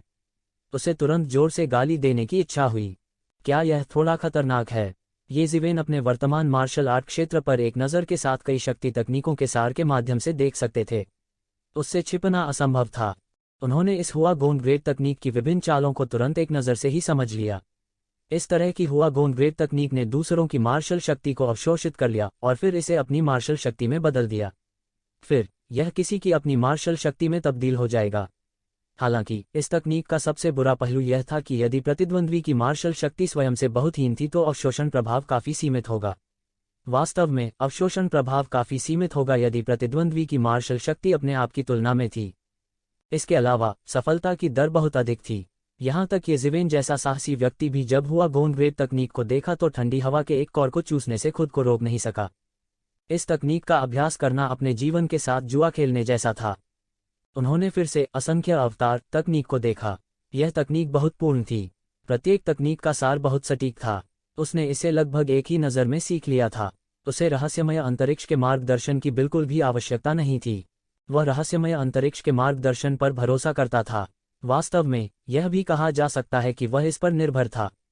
तो ज़िवेन उस समय एक प्राथमिक विद्यालय के छात्र की तरह थे, लेकिन उन्हें मिडिल स्कूल और हाई स्कूल के छात्रों के सवालों को हल करना था। उसने मिडिल स्कूल और हाई स्कूल के छात्रों का ज्ञान नहीं सीखा था, इसलिए वह सही उत्तर खोजने के लिए केवल रहस्यमय स्थान का उपयोग कर सकता था। वह इसके पीछे के सिद्धांत को नहीं जानता था। हालांकि वह इसे स्वतंत्र रूप से उपयोग कर सकता था, लेकिन अब पलक झपकते ही सैकड़ों साल बीत चुके थे। वह अब पहले जैसे नहीं रहे जब उन्होंने मार्शल आर्ट की दुनिया में कदम रखा था। उनके मार्शल आर्ट ज्ञान और दायरे का पहले की तरह एक ही सांस में उल्लेख नहीं किया जा सकता था। ये तरीके असाधारण रूप से उत्तम थे। वास्तव में उनमें से कई ने ये ज़िवेन को मेज पर थप्पड़ मारने और प्रशंसा में चिल्लाने का मन बनाया। हालांकि उसे रहस्यमय स्थान की आवश्यकता नहीं थी क्योंकि उसके पास इतनी विस्तृत साधना प्रक्रिया थी। यह उस समय से बिल्कुल अलग था जब वह स्काई एम्परर डिवाइन फिस्ट का पता लगाने की कोशिश कर रहे थे, जिसके बारे में उन्हें बिल्कुल भी जानकारी नहीं थी। ये ज़िवेन तुरंत समझ गए कि असंख्य शरीर परिवर्तन की यह तकनीक बहुत शानदार थी। हालांकि यह एक डोपेलगैंगर या दूसरी आदिम आत्मा से अलग था क्योंकि इसमें भरोसा करने के लिए भौतिक शरीर नहीं था। इसलिए यह येज़िवेन के पिछले स्टार बीस्ट अवतार की तरह नहीं हो सकता था जो अपने दम पर खेती कर सके और अपनी मौलिक भावना उसे सौंप सके। हालांकि एक मार्शल आर्ट अवतार में भी कुछ ऐसा था जिसकी तुलना एक क्लोन या दूसरी मौलिक आत्मा से नहीं की जा सकती थी। ऐसा इसलिए था क्योंकि इसे मार्शल आर्ट को सौंपा गया था। इसलिए यह एक महत्वपूर्ण क्षण में पूरी तरह से किसी के शरीर में समायोजित किया जा सकता है और इसकी शक्ति अचानक आसमान छू जाएगी। यदि उसकी साधना दोगुनी होती तो उसकी युद्ध शक्ति में वृद्धि उतनी सरल नहीं होती जितनी 1 और 1 2 के बराबर होती है। यह बहुत संभावना थी कि उसकी युद्ध क्षमता 4 या 5 गुना बढ़ जाएगी। यही कारण था कि जून डिंगटियन की मार्शल शक्ति केवल कुछ गुना बढ़ गई थी, लेकिन उसकी युद्ध शक्ति अभी भी येज़िवेन के लिए भयानक थी। हालांकि मार्शल आर्ट को संघनित करने के लिए येज़िवेन को अपने दम पर साधना करनी पड़ी। जमा होने में काफी समय लगेगा, जब तक कि वह एक दिन अपने ताऊ को साबित नहीं कर पाता, अन्यथा इस मार्शल आर्ट अवतार को केवल एक गुप्त तकनीक के रूप में इस्तेमाल किया जा सकता था और बार बार इस्तेमाल नहीं किया जा सकता था। हर बार एक मार्शल आर्ट अवतार को संघनित किया गया, यह मार्शल आर्ट को दोगुना कर देगा। हालांकि इसे समाप्त करने के बाद फिर से संघनित करना बहुत आसान था, फिर भी इसमें बहुत समय लगता था। अन्यथा जून डिंगटियन ने येज़िवेन और राजकुमारी तियानकिंग को इतनी आसानी से जाने नहीं दिया होता। इसके अलावा एक मार्शल आर्ट अवतार को संक्षिप्त करने के लिए किसी को अपनी मार्शल आर्ट को अलग करने की आवश्यकता होगी। मार्शल आर्ट जितनी अधिक शक्तिशाली होगी, मार्शल आर्ट अवतार उतना ही अधिक शक्तिशाली होगा जिसे सौंपा जा सकता है। यह कहना कि यह दुगुनी या तिगुनी थी वास्तव में एक आदर्श अवस्था थी। कई लोग जिन्होंने मार्शल आर्ट अवतार की खेती की, वे ऐसी आदर्श स्थिति को बिल्कुल भी प्राप्त नहीं कर सके। वास्तव में एक सामान्य व्यक्ति के लिए मार्शल आर्ट अवतार को विकसित करना पहले से ही बहुत मुश्किल था, जो मार्शल आर्ट अवतार की शक्ति को 50% तक दोगुना कर सकता था। इसका उस मार्शल आर्ट से कुछ लेना देना था जिसे किसी ने सौंपने के लिए चुना था। जून डिंगटियन के 3000 तलवार सिद्धांत मुख्य रूप से इतने अत्याचारी थे क्योंकि वे बहुत शक्तिशाली थे। अपनी सभी मार्शल आर्ट सौंपना स्वाभाविक रूप से असाधारण था। ये सब ऐसी बातें थीं जिन पर विस्तार से विचार करने की जरूरत थी। संक्षेप में, यह मूल रूप से कुछ ऐसा था जिसे सावधानीपूर्वक तैयार करने और धीरे धीरे योजना बनाने की आवश्यकता थी। अब स्वाभाविक रूप से कम समय में हासिल करना इतना आसान नहीं था। चीजों को गति देने के लिए ग्रेट आर्ट ऑफ डिस्पेलिंग का उपयोग करना अपने आप में एक जोखिम भरा कदम था। इस समय येज़िवेन ने राजकुमारी तियानकिंग को देखने के लिए अपना सिर घुमाया, जो क्रॉस लेग बैठी थी और अपने शरीर पर बढ़ती दानव ऊर्जा को परिष्कृत करने के लिए ग्रेट आर्ट ऑफ डिस्पेलिंग का उपयोग कर रही थी। उसने देखा कि उसके शरीर की मांसपेशियां एक पल में फट गई थीं और खून निकल रहा था। यह बेहद भयानक लग रहा था। हालांकि वह मार्शल आर्ट को थोड़ा थोड़ा करके पचा रही थी। जल्द ही उन्होंने महसूस किया कि कुछ गलत था। राजकुमारी तियानकिंग की मार्शल आर्ट उनसे लगभग कमजोर नहीं थी। यद्यपि यह अज्ञात वंशानुक्रम के कारण था, वास्तव में यह लगभग सीमा थी। यहाँ तक येज़िवेन को भी गहन जीवन क्षेत्र में आगे बढ़ने की कोई उम्मीद नहीं थी, उसकी तो बात ही छोड़ दें। फिर वह यह सब मार्शल आर्ट कैसे आत्मसात करने वाली थी?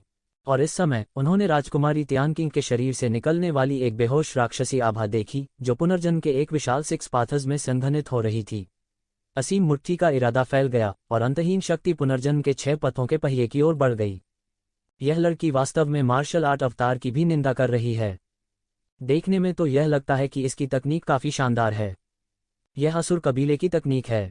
अगर ऐसा है तो इसमें कोई आश्चर्य की बात नहीं है। असुर वंश के अतीत में एक दानव राजा भी था और एक समय के लिए गौरवशाली कहा जा सकता है। यह आश्चर्य की बात नहीं है कि कबीले के पास ऐसी तकनीक है। येमो ने कहा, येज़िवेन, हालांकि यह मार्शल आर्ट अवतार एक ऐसी तकनीक नहीं है जिसे हर कोई सीख सकता है। इस दुनिया में बहुत सारे कबीले, परिवार और संप्रदाय हैं जो अतीत में गौरवशाली हैं। उन्होंने कई पृथ्वी टूटने वाली तकनीकों को पार कर लिया है। यदि आप इस वजह से इस दुनिया के लोगों को कम आंकते हैं तो आप आपदा से दूर नहीं हैं। हालांकि यह तकनीक वास्तव में मार्शल आर्ट्स अवतार को संघनित करने के लिए एक शीर्ष तकनीक है। जब तक कि आप 9 अवतारों को संक्षिप्त नहीं कर सकते, यह अन्य तकनीकों की तुलना में बहुत अधिक लाभ नहीं है। इसके अलावा जैसे जैसे आपकी साधना बढ़ती है, आपके मार्शल आर्ट देहधारण की मार्शल आर्ट को भी फिर से संघनित करने की आवश्यकता होगी। इसे बहुत जटिल कहा जा सकता है। मैं समझता हूँ येज़िवेन समझ गई कि ये मौका मतलब क्या है। 9 गुना मार्शल आर्ट्स अवतार शक्तिशाली लग सकता है, लेकिन आधार यह था कि उन्हें 9 अवतारों को संक्षिप्त करना था। इसके अलावा हर बार जब उसकी साधना बढ़ती थी तो उसे फिर से मार्शल आर्ट अवतार को संघनित करने की आवश्यकता होती थी। इसके लिए भारी मात्रा में आध्यात्मिक ऊर्जा और मार्शल आर्ट की आवश्यकता थी। यह वास्तव में ऐसा कुछ नहीं था जिसे एक गरीब व्यक्ति वहन कर सके। यह पूरी तरह से एक तकनीक थी जो लंबे, अमीर और सुंदर लोगों की थी। जहां तक बुलाने वाले बैनर की बात है जिसे आप वापस लाए हैं, मैंने इसकी जांच करने के लिए सिर्फ अपने दिव्य विचारों का इस्तेमाल किया। इसे मेरे लिए छोड़ दें। दानव आह्वान बैनर के साथ, जब मैं दानव आह्वान बैनर को परिष्कृत करता हूं, तो मुझे इस आध्यात्मिक बुद्धि की तुलना में बाहरी व्यक्ति नहीं माना जाएगा। इसके विपरीत, मैं इस आध्यात्मिक बुद्धि को जबरदस्ती निगलने के लिए दानव आह्वान बैनर का उपयोग कर सकता हूं। जब ऐसा होता है तो मैं तुरंत आपकी मदद के लिए आ सकता हूं।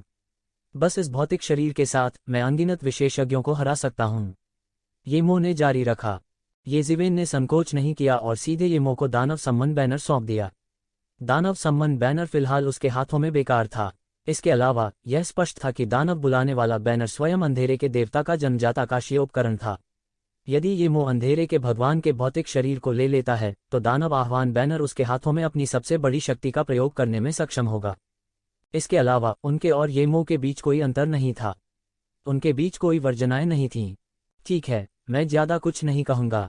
जल्दी करो और मृत आत्माओं के भगवान की विरासत की खोज करने के लिए मृत आत्माओं के भगवान की कब्र पर जाओ।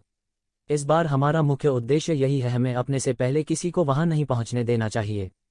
मेरे लिए आप निश्चिंत हो सकते हैं।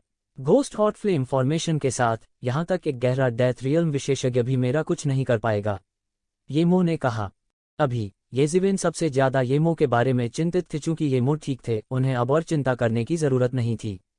येजिवेन ने उठकर राजकुमारी तियानकिंग पर नजर डाली, जो अभी भी एकांत में थी। उसका शरीर लगातार टूट रहा था और ठीक हो रहा था। कुछ समय के बाद वह भी उसी स्थिति में होगा। कोई आश्चर्य नहीं हुआ। उसका फिगर चमक उठा और वह पहले ही घोस्ट हॉट फायर अरे से बाहर हो चुका था। इस समय पूरा हॉल पहले से ही खाली था। येजिवेन जैसे इतने बड़े दुष्ट सितारे के अस्तित्व के साथ इस हॉल में रहने की हिम्मत कौन करेगा? क्या यह मौत को दावत देना नहीं होगा? अन्य हॉलों की संपत्ति को भी उन लोगों ने लूट लिया था। येशिवेन को एक भी चीज नहीं मिली थी, हालांकि उन्होंने इसकी परवाह नहीं की। आखिरकार उन्होंने इस बार एक बड़ी फसल की थी, तो ये सांसारिक संपत्ति उसकी फसल की तुलना में कुछ भी नहीं थी। अपने दिमाग के एक और बोलबाले से वह पहले ही अंधेरे के भगवान के खजाने से बाहर निकल चुका था और मृत आत्माओं के रसातल में लौट आया था। स्थिति अंधेरे के भगवान के खजाने से अलग थी, जहां अंधेरा आभा सघन था। बाहर अधिक घातक आभा थी और मृत्यु की शक्ति आपस में मिली हुई थी, जो सभी की आत्मा को नष्ट कर रही थी। येशिवेन ने अपने शरीर से आभा को मुक्त किया। एक सुनहरी हवा की लहर बह निकली। मरणशील प्रभामंडल और मृत्यु के नियमों की शक्ति उसके निकट बिल्कुल भी नहीं पहुंच सकी। उन सभी को ब्लॉक कर दिया गया था। उसी समय उसका पूरा शरीर अंधेरे में एक उज्ज्वल दीपक की तरह था। तुरंत उसने कई अत्याचारी और क्रूर प्राणियों की दिव्य इंद्रियों का ध्यान आकर्षित किया। वे सभी येशिवेन के शरीर की ओर बह गए। जिस क्षण वे उसकी ओर झपटे, उसने उन्हें तुरंत भांप लिया। उसके मुंह के कोने में अनायास ही एक उपहास कौंध गया। ऐसा ही हुआ कि उसे अनंत मात्रा में साधना शक्ति की आवश्यकता थी। दूसरों की नजरों में वे अमर क्रूर जीव भयानक राक्षस थे, लेकिन उनकी नज़र में यह सिर्फ साधना शक्ति थी जिसकी उन्हें एक मार्शल आर्ट अवतार, एक साधना शक्ति जो दौड़ सकती थी और कूद सकती थी, को संघनित करने की आवश्यकता थी। हालांकि उसे अभी भी सावधान रहना था कि वह प्रोफाउंड डेथ रियल्म के अमर राक्षसों का ध्यान आकर्षित न करे, अन्यथा वह केवल भाग सकता था। बूम! अचानक सैकड़ों मील के दायरे में बना खालीपन अचानक मौके पर ही ढह गया। एक विशाल राक्षसी पंजा सीधे बाहर पहुंचा। यह एक पतला मौत का पंजा था। इसमें बहुत अधिक मांस और रक्त नहीं था, केवल कुछ मांस और घनी नसों को भयानक सफेद हड्डियों से जोड़ा गया था। यह क्रूर और डरावना लग रहा था। जिस क्षण उसने आक्रमण किया, उसी क्षण मृत्यु की शक्ति फैल गई। यह एक पंजे की तरह था जो स्वर्ग को नष्ट कर सकता था। यह सीधे नीचे की ओर गिरा। इस हमले को धरती को चकनाचूर करने वाला और धरती को चकनाचूर करने वाला कहा जा सकता है। येजिवेन तुरंत बता सकती थी कि यह गहन जीवन क्षेत्र के चरम पर एक मृत प्राणी था। इन खूंखार मृत प्राणियों को आकर्षित करने के लिए उसने जानबूझकर अपनी शक्ति को दबाया। जब उसने अपनी आभा को छोड़ा, इसने उन्हें गहन जीवन क्षेत्र के शिखर पर एक साधारण मार्शल कलाकार से अलग नहीं देखा।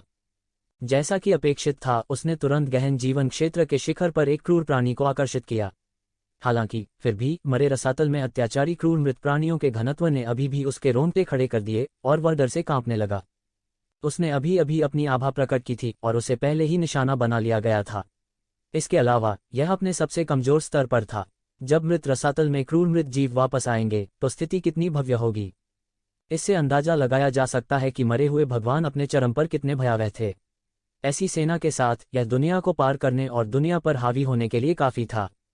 यदि वह मरे हुए भगवान की विरासत प्राप्त कर सकता है तो उसके पास रसातल दानव भगवान का सामना करने का आत्मविश्वास होगा।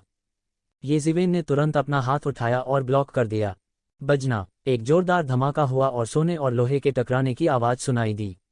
चिंगारी सभी दिशाओं में उड़ गई। इस समय येज़िवेन का पलटवार पलक झपकते ही आ गया। पंजे के साथ उसने सीधे सुनहरी लंबी तलवार पकड़ ली। तलवार की नोक ने अचानक शून्य की ओर इशारा किया और अचानक एक बड़ी दरार उठाए एक उपअंतरिक्ष मार्ग निकाला और मार्ग के अंत में उसके सामने एक अतुलनीय विशाल कंकाल दिखाई दिया। यह वास्तव में एक अस्थि दानव था। इसके अलावा यह गहन जीवन क्षेत्र के चरम पर एक भयानक अस्थि दानव था। मानव, मरो! इस अस्थि दानव ने पहले ही आध्यात्मिक ज्ञान विकसित कर लिया था।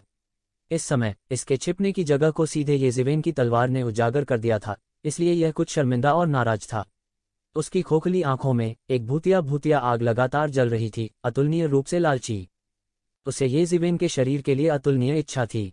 इसके लिए इसके ताव को साबित करने का एकमात्र तरीका लगातार बड़ी मात्रा में मांस और रक्त का सेवन करना था और फिर इसके शरीर की सतह पर मांस और रक्त को पुनः उत्पन्न करना था। जब मांस और रक्त पूरी तरह से उसके शरीर की सतह पर पुनः उत्पन्न हो जाता है तो वह स्वाभाविक रूप से अपने दाव को साबित करेगा। उस समय यह एक और अस्थि दानव देवता होगा और यह अन्य देवताओं से भी अधिक शक्तिशाली होगा। इसमें पहले से ही धीरे धीरे कुछ देर फिर से विकसित हो गई थी और इसकी खेती भी गहन जीवन क्षेत्र के चरम पर पहुंच रही थी। यह येज़िवेन के शरीर में जोरदार जीवन शक्ति महसूस कर सकता था। यदि यह खा सकता है तो यह निश्चित रूप से मांस का एक बड़ा हिस्सा उगाने में सक्षम होगा और इसकी खेती में और भी सुधार होगा। यदि यह निगल जाता है तो यह गहन जीवन क्षेत्र की गहराई के शिखर को भी पार कर सकता है। गहन मृत्यु अवस्था का एक विशाल, यहाँ तक कि डेड स्पिरिट एबिस जैसी जगह में जहाँ क्रूर जीव सड़कों पर घूमते थे, गहन मृत्यु अवस्था का एक विशालकाय अभी भी एक विशालकाय होगा। उनकी स्थिति गहन जीवन अवस्था की तुलना में अतुलनीय थी। तुम मौत को दावत दे रहे हो। लालच ने तुम्हारी आंखों को अंधा कर दिया है। मरने का समय आ गया है। तू श्वन चिल्लाया। उनकी हरकतें बेहद तेज थीं। उसका भौतिक शरीर लंबे समय से इस हद तक अत्याचारी था जिसे आम लोग समझ नहीं सकते थे।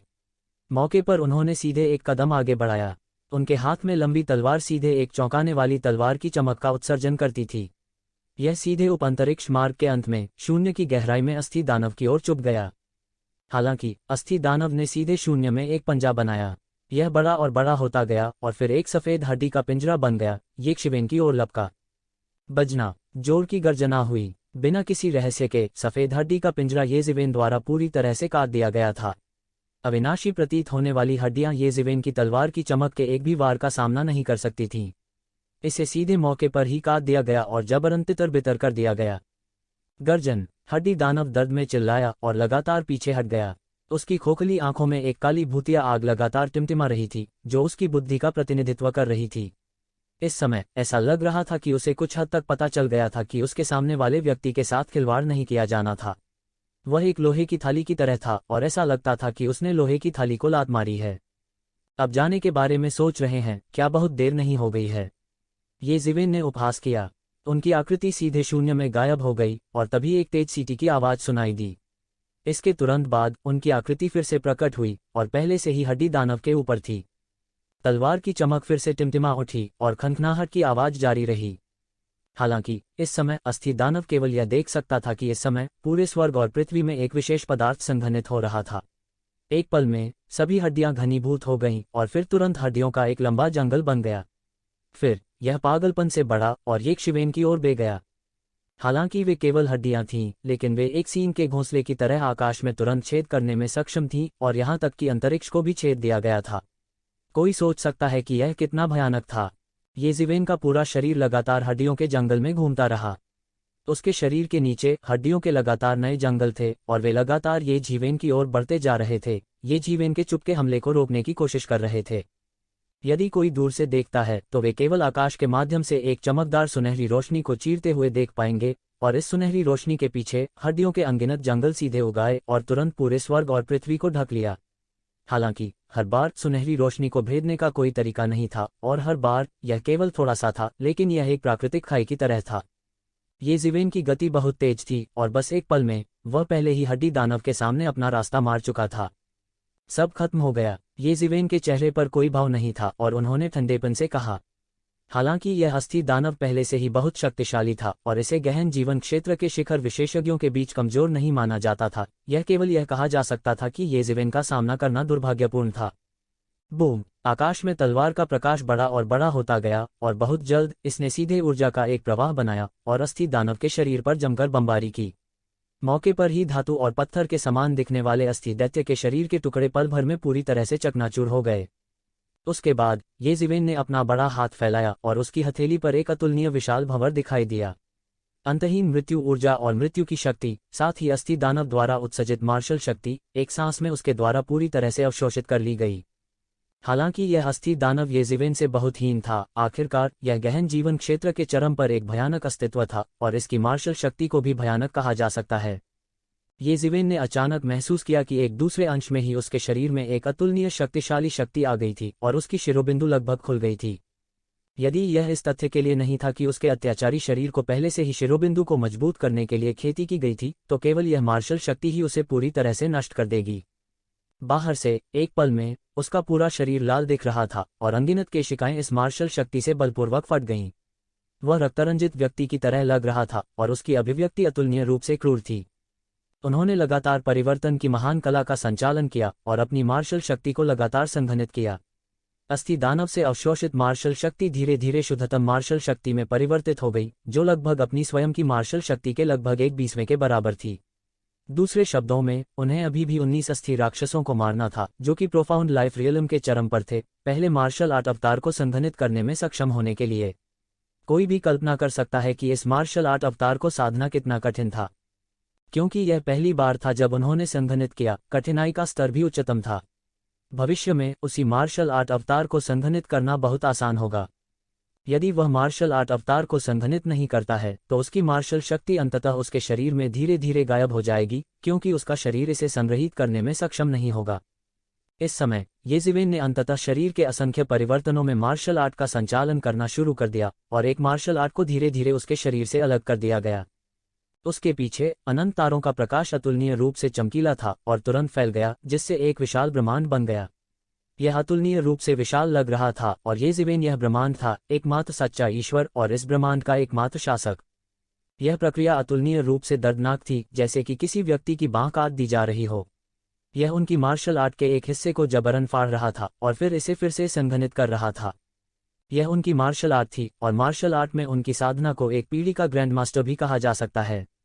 हालांकि यह तलवार कला में जून डिंगटियन की खेती के बराबर नहीं था, यह उनके कई साथियों की तुलना में बहुत अधिक शक्तिशाली था, जो अपने पूरे जीवन के लिए मार्शल आर्ट में विशिष्ट थे। यह उनकी मार्शल आर्ट की बिखरी हुई स्टार मुट्ठी थी। शैटर्ड स्टारफिस्ट उनके हाथों में लगातार सुधार किया गया और अधिक से अधिक शक्तिशाली होता गया। यह अभी भी उसके हाथों में एक बहुत शक्तिशाली मार्शल आर्ट था, जो अधिक से अधिक शक्तिशाली होता जा रहा था। मूल की तुलना में यह पहले से ही मान्यता से परे था, जैसे कि इसका पुनर्जन्म हुआ हो। भले ही शैटर्ड स्टारफिस्ट के निर्माता इसे देखें, उन्हें हार माननी होगी। आखिरकार दायरा पहले से ही पूरी तरह से अलग था। वह अपने पहले मार्शल आर्ट अवतार को शैटर्ड स्टारफिस्ट को सौंपना चाहते थे और भविष्य में वह अन्य मार्शल आर्ट को भी संघनित करेंगे। वह जून डिंगटियन से अलग था। जून डिंगटियन ने 3000 तलवार सिद्धांतों को परिष्कृत किया था, जो बहुत शक्तिशाली लग रहा था और यहाँ तक भविष्य के लिए व्यापक संभावनाएं थीं। यदि 3000 तलवार सिद्धांतों में से प्रत्येक को अत्यधिक साधना की जा सकती है, तो शायद एक दिन ऐसा होगा जब व्यक्ति बल के साथ अपना मार्ग सिद्ध कर सकेगा। हालांकि वह बहुत दूर था और बहुत बिखरा हुआ था। यहाँ तक अगर वह 3000 तलवार सिद्धांतों को संघनित करता है तो यह केवल उसकी युद्ध शक्ति को कुछ गुना बढ़ा देगा। येज़िवेन के लिए, जो पहले मार्शल आर्ट अवतार को संक्षिप्त करने और अपनी युद्ध शक्ति को बढ़ाने के लिए उत्सुक थे, यह वांछनीय नहीं था। इसके अलावा हर किसी का अपना रास्ता था और वे सब अलग थे। लंबे समय के बाद तारों से भरे आकाश के साथ एक आकृति धीरे धीरे उसके पीछे घनीभूत हो गई। हालांकि यह केवल एक भ्रूण रूप था, लेकिन इसमें अद्वितीय शक्ति थी। येज़िवेन जानते थे कि उनका पहला मार्शल आर्ट अवतार प्रारंभिक रूप से बना था और अगला कदम इसे लगातार परिष्कृत करना था। इस मार्शल आर्ट अवतार के गठन के साथ वह नहीं रुका और सीधे मृत आत्माओं के भगवान के मकबरे की दिशा में उड़ गया, जिसे वह जानता था। येज़िवेन बहुत तेज गति से मरे हुए आत्मा प्रभु की कब्र की ओर बढ़े। वह मूल रूप से हजारों मील दूर एक फ्लैश में दिखाई दिया था। यद्यपि उसने मरे हुए आत्मा प्रभु के मकबरे को तुरंत खोजने का विकल्प नहीं चुना, इसका मतलब यह नहीं था कि उसे इसकी परवाह नहीं थी।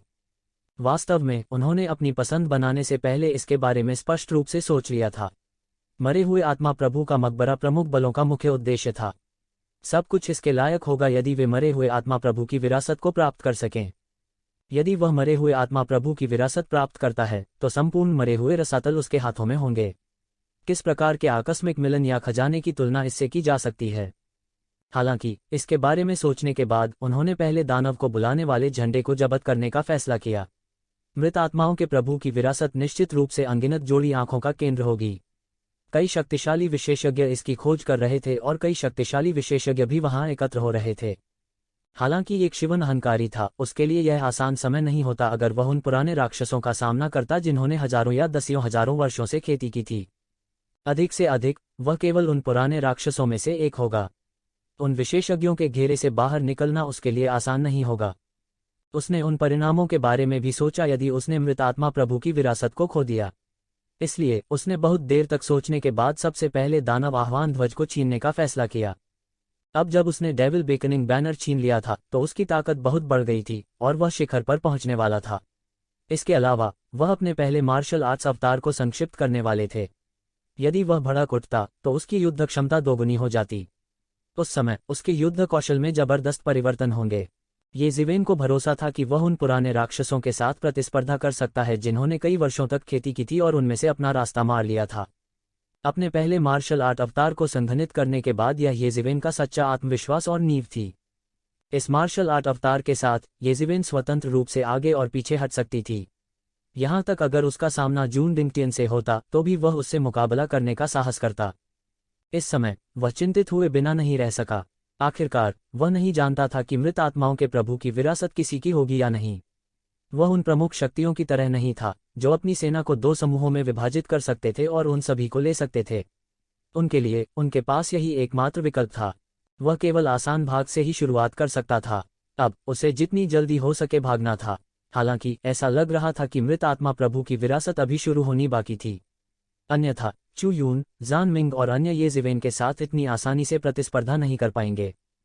ये वे लोग थे जिन्हें मरे हुए आत्मा प्रभु की विरासत को विरासत में देने के लिए बड़ी ताकतों द्वारा चुना गया था। निस्संदेह शर्त यह थी कि वे मरे हुए आत्मा प्रभु की विरासत को प्राप्त कर सकते थे। इसलिए अगर वह अभी भाग गया तो उसे अभी भी इसे बनाने में सक्षम होना चाहिए। लेकिन फिर भी वह इस बात की गारंटी नहीं दे सकता था कि वह कुछ भी चूक जाएगा, इसलिए उसे गति बढ़ानी पड़ी। मरे हुओं के स्वामी की विरासत मरे रसातल के सबसे गहरे हिस्से में स्थित थी। मृत आत्माओं के रसातल के सबसे गहरे हिस्से में एक अतुलनीय रूप से विशाल मैदान था जो मृत आत्माओं के रसातल में फैला हुआ था। वास्तव में यदि मृत आत्माओं का रसातल एक अतुलनीय रूप से विशाल रसातल था तो यह मैदान वास्तव में मृत आत्माओं के रसातल का तल था, जो सबसे गहरा हिस्सा भी था। वहां कई शक्तिशाली खूंखार जानवर रहते थे और यहां तक कुछ गहन मौत के दायरे के क्रूर जानवर भी थे। इन क्रूर जानवरों ने आमतौर पर मृत आत्माओं के रसातल के पूरे मैदान को विभाजित कर दिया। यदि यह अंडे टाइप के लिए नहीं था जिसने उनमें से अधिकांश को बाहर कर दिया, तो वे ऐसी खतरनाक जगह पर जाने की हिम्मत भी नहीं करेंगे। फिर भी शेष क्रूर जानवर आक्रमणकारियों को टुकड़े टुकड़े करने के लिए पर्याप्त थे। यह अभी भी बेहद खतरनाक था। हालांकि सभी के पास और कोई विकल्प नहीं था, क्योंकि उनके पास और कोई विकल्प नहीं था। यह उनकी सफलता का एकमात्र मौका हो सकता है। गहन मृत्यु क्षेत्र क्रूर जानवरों के अलावा इस अतुलनीय रूप से विशाल मैदान पर कई स्वर्गीय प्राणी और यहां तक गहन जीवन क्षेत्र क्रूर जानवर भी रहते थे। उन्होंने 3 से 5 के समूह बनाए और दहाड़ने लगे। दूसरों के लिए यह एक बहुत बड़ा खतरा हो सकता है। हालांकि ये ज़िवेन के लिए यह सबसे अच्छा अवसर था। भले ही उस पर हमला करने वाला कोई शिखर गहन जीवन क्षेत्र क्रूर जानवर न हो, फिर भी जिस शक्ति को एक क्रूर जानवर परिवर्तित कर सकते थे वह शिखर गहन जीवन क्षेत्र सफेद हड्डी दानव की शक्ति से बहुत कम थी। हालांकि यह अभी भी उसके लिए कुछ नहीं से बेहतर था। जब क्रूर जानवरों की संख्या एक निश्चित सीमा तक जमा हो जाती है तो इससे गुणात्मक परिवर्तन भी होगा। ये ज़िवेन के लिए, जो वर्तमान में अपने पहले मार्शल आर्ट अवतार को संघनित करने की प्रक्रिया में था, यहां तक सबसे महत्वहीन शक्ति भी कुछ ऐसी नहीं थी जिसे वह छोड़ सकता था। ठीक उसी तरह उसने मृत आत्माओं के रसातल की ओर अपना रास्ता काट दिया। उसकी गति बेहद तेज थी क्योंकि वह लगातार आगे पीछे घूमता रहता था। अचानक जब वह मृत आत्माओं के मैदान की परिधि पर पहुंचने वाला था तो उसने देखा कि मौत के अंतहीन काले बादल दूर की हर चीज को ढक रहे हैं। यह ऐसा था जैसे आकाश और जमीन पर सब कुछ पूरी तरह से ढका हुआ हो। वे काले बादल नहीं हैं। ये ज़िवेन ने तुरंत अपनी स्वर्ग की आंख खोली। तभी उन्हें पता चला कि वे मौत के काले बादल बिल्कुल नहीं थे। वे स्पष्ट रूप से अनगिनत क्रूर जानवरों द्वारा गठित मौत की सेना थे। इस समय ये खूंखार जानवर एक साथ इकट्ठे हो गए थे और नहीं गए। यह ऐसा था जैसे वे किसी चीज को घेर रहे हों। ये ज़िवेन ने अपनी स्वर्ग की आंख खोली और अंदर देखा, केवल यह देखने के लिए कि वे लोगों के एक समूह को घेर रहे थे। ये ज़िवेन ने एक नज़र डाली और देखा कि ये क्रूर जानवर एक व्यक्ति को घेर रहे थे। यह किनली के अलावा और कौन हो सकता है? किनली और अन्य, जो उससे पहले चले गए थे, अब वास्तव में घिरे हुए थे। भले ही इन अनगिनत क्रूर जानवरों की व्यक्तिगत ताकत बहुत अधिक नहीं थी, फिर भी वे किनली और अन्य लोगों को फंसाने में सक्षम थे, उन्हें पूरी तरह से अपने भीतर फंसा लिया। उनका कोई अंत नहीं था, उनका कोई अंत नहीं था। इसके अलावा उनमें गहन जीवन क्षेत्र के विशेषज्ञों की कोई कमी नहीं थी। इस तरह के मिश्रित समूह का सामना करते हुए यहाँ तक प्रोफाउंड डेथ रियलम के विशेषज्ञ भी महसूस करेंगे कि उनके दिल सुन्न हो गए हैं। यह मृतकों की अंतहीन सेना का सबसे भयावह पहलू था। उनका कोई अंत नहीं था। किनली की साधना के बाद भी वह अभी भी अंदर फंसा हुआ था। इसके अलावा ऐसा लगता है कि जून डिंगटियन के साथ लड़ाई से किनली को बहुत कुछ हासिल हुआ था। उसने वास्तव में एक ही बार में गहन जीवन क्षेत्र के शिखर पर सीधे कदम रख दिया था। इसके अलावा उनकी खेती बेहद स्थिर थी। ऐसा नहीं लगता था कि उसने गहन जीवन क्षेत्र के शिखर पर अभी अभी कदम रखा है। इससे येक्षिवेन कुछ भावुक हो गई। ये प्रतिभाएं वास्तव में असाधारण चरित्र थीं। कोई आश्चर्य नहीं कि राजकुमारी तियानकिंग ने कहा था कि इन प्रतिभाओं की गणना सामान्य ज्ञान से नहीं की जा सकती। शायद उन्हें अचानक कोई प्रेरणा मिले और वे एक ही बार में शीर्ष पर पहुंच जाएं। ये ज़िवेन, उनकी प्रतिभा और उनके संप्रदायों की अंतहीन संपत्ति के साथ जिस गति से वे उठे, वह स्वाभाविक रूप से अतुलनीय रूप से तेज था।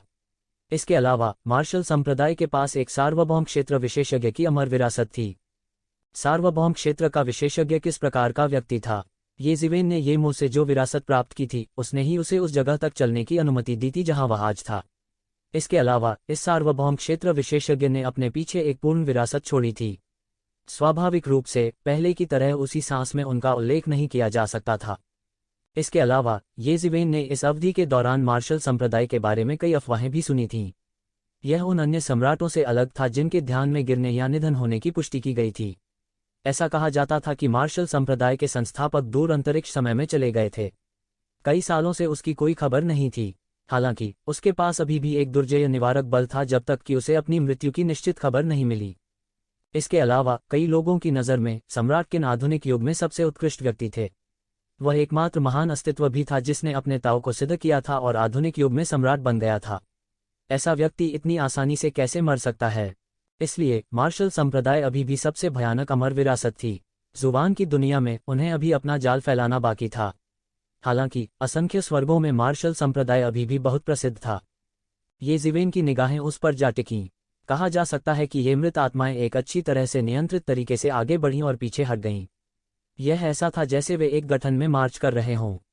हालांकि ये मृत आत्माएं कमजोर नहीं थीं, फिर भी उनमें से अधिकांश के पास कोई आध्यात्मिक ज्ञान नहीं था। उनके लिए इतना सुव्यवस्थित होना असंभव था। यह बहुत स्पष्ट था कि पीछे से उन्हें आदेश देने वाला एक शक्तिशाली अस्तित्व था। उसकी निगाह पूरे इलाके पर पड़ी। दरअसल जैसा उन्होंने उम्मीद की थी वैसा ही हुआ। इन मृत आत्माओं और क्रूर प्राणियों की गहराई में, हवा में ऊपर गहन जीवन स्तर के शिखर पर कुछ मृत आत्माएं थीं।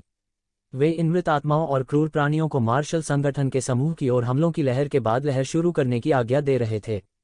गहन जीवन क्षेत्र के शिखर पर इन मृत आत्माओं ने चारों दिशाओं में मजबूती से कब्जा कर लिया है।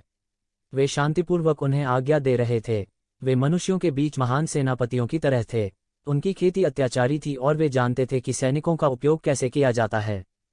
हर बार मार्शल संप्रदाय का समूह बाहर भागना चाहता था, उन्हें इन मृत आत्माओं द्वारा रोक दिया जाता था।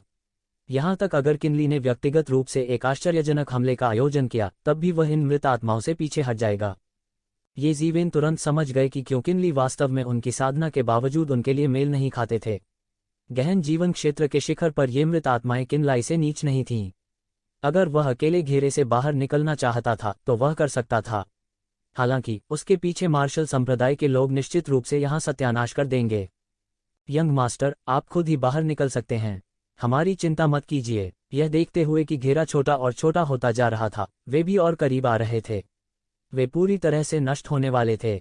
इन लोगों के पास दांत पीसने और निर्मम होने के अलावा कोई चारा नहीं था। इस बार जिन लोगों ने किनली का अनुसरण किया था, वे मार्शल संप्रदाय में अपने गुट के विशेषज्ञ थे। कुछ बाहरी संप्रदाय के बुजुर्ग भी थे जिन्होंने किनली के प्रति पहले से ही अपनी निष्ठा का संकल्प लिया था। ऐसा कहा जा सकता है कि वे किनली के गुट की रीढ़ थे। यदि वे यहाँ पूरी तरह से समाप्त हो गए तो यह निस्संदेह किनली का समर्थन करने वाले गुट के लिए एक आपदा होगी।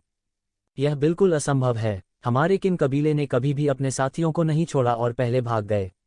आप निश्चित रूप से मेरे साथ शुरू नहीं कर सकते। किनली ने दहाड़ा और अपने दांत पीस लिए।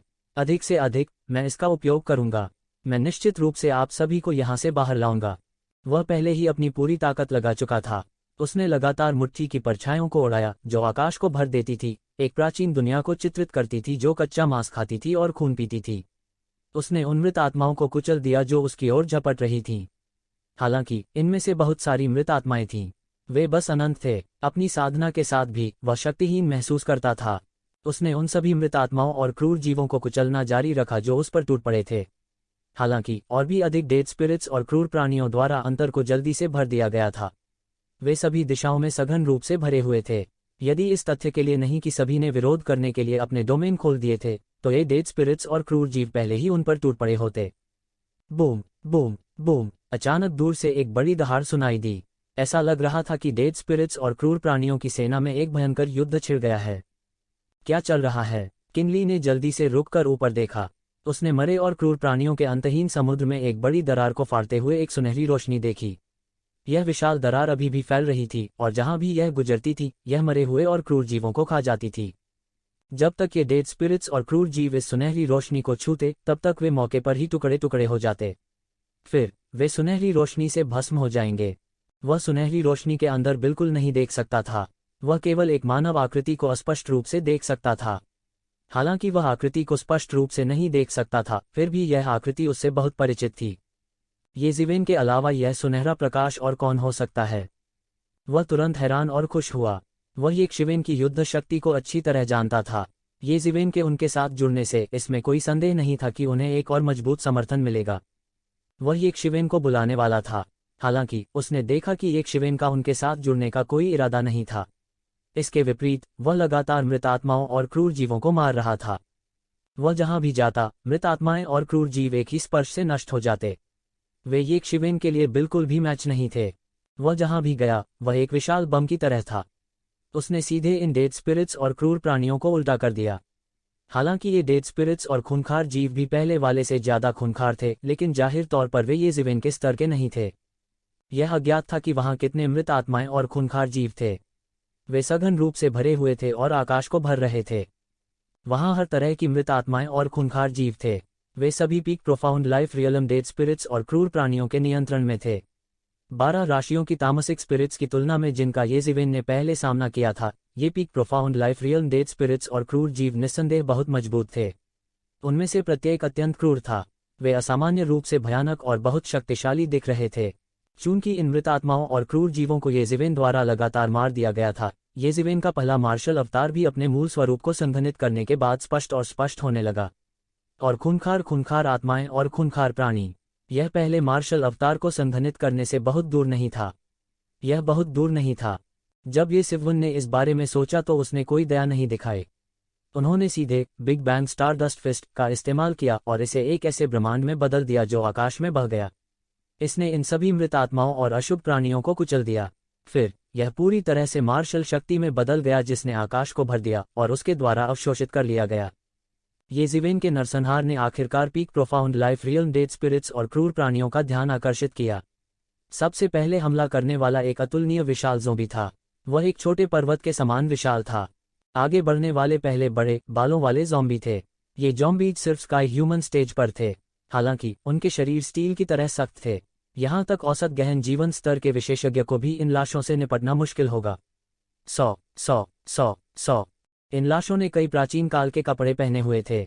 यह अज्ञात था कि कितने समय पहले वे लाश में तब्दील हो गए थे। अब वे अतुलनीय रूप से विशाल ज़ोंबी राजा के अधीनस्थ बन गए थे। ये ज़ॉम्बीज झपट पड़े और ये शिवेन को मारना चाहते थे। ये जीवेन ने अपनी हथेली पर थप्पड़ मारा और लाश के एक समूह को मौके पर ही मार डाला। हालांकि इन लाशों ने कई वर्षों तक खेती की थी और जब वे जीवित थे तो शक्तिशाली विशेषज्ञ थे। यह इस बात पर भी निर्भर करता था कि उनकी तुलना किससे की जाती है।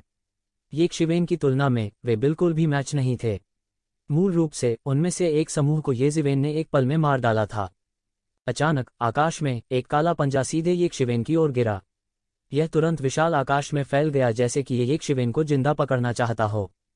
ये शिवेन को यह जानने के लिए देखने की जरूरत नहीं थी कि यह उस पर हमला करने वाला अतुलनीय रूप से विशाल ज़ोंबी होना चाहिए। इतने लंबे समय तक उसे नरसंहार करने देने के बाद यहाँ तक पत्थर दिल मृत आत्माएं और क्रूर आत्माएं भी इसे सहन नहीं कर सकीं। हालांकि येशिवेन के लिए यह सही समय पर आया था।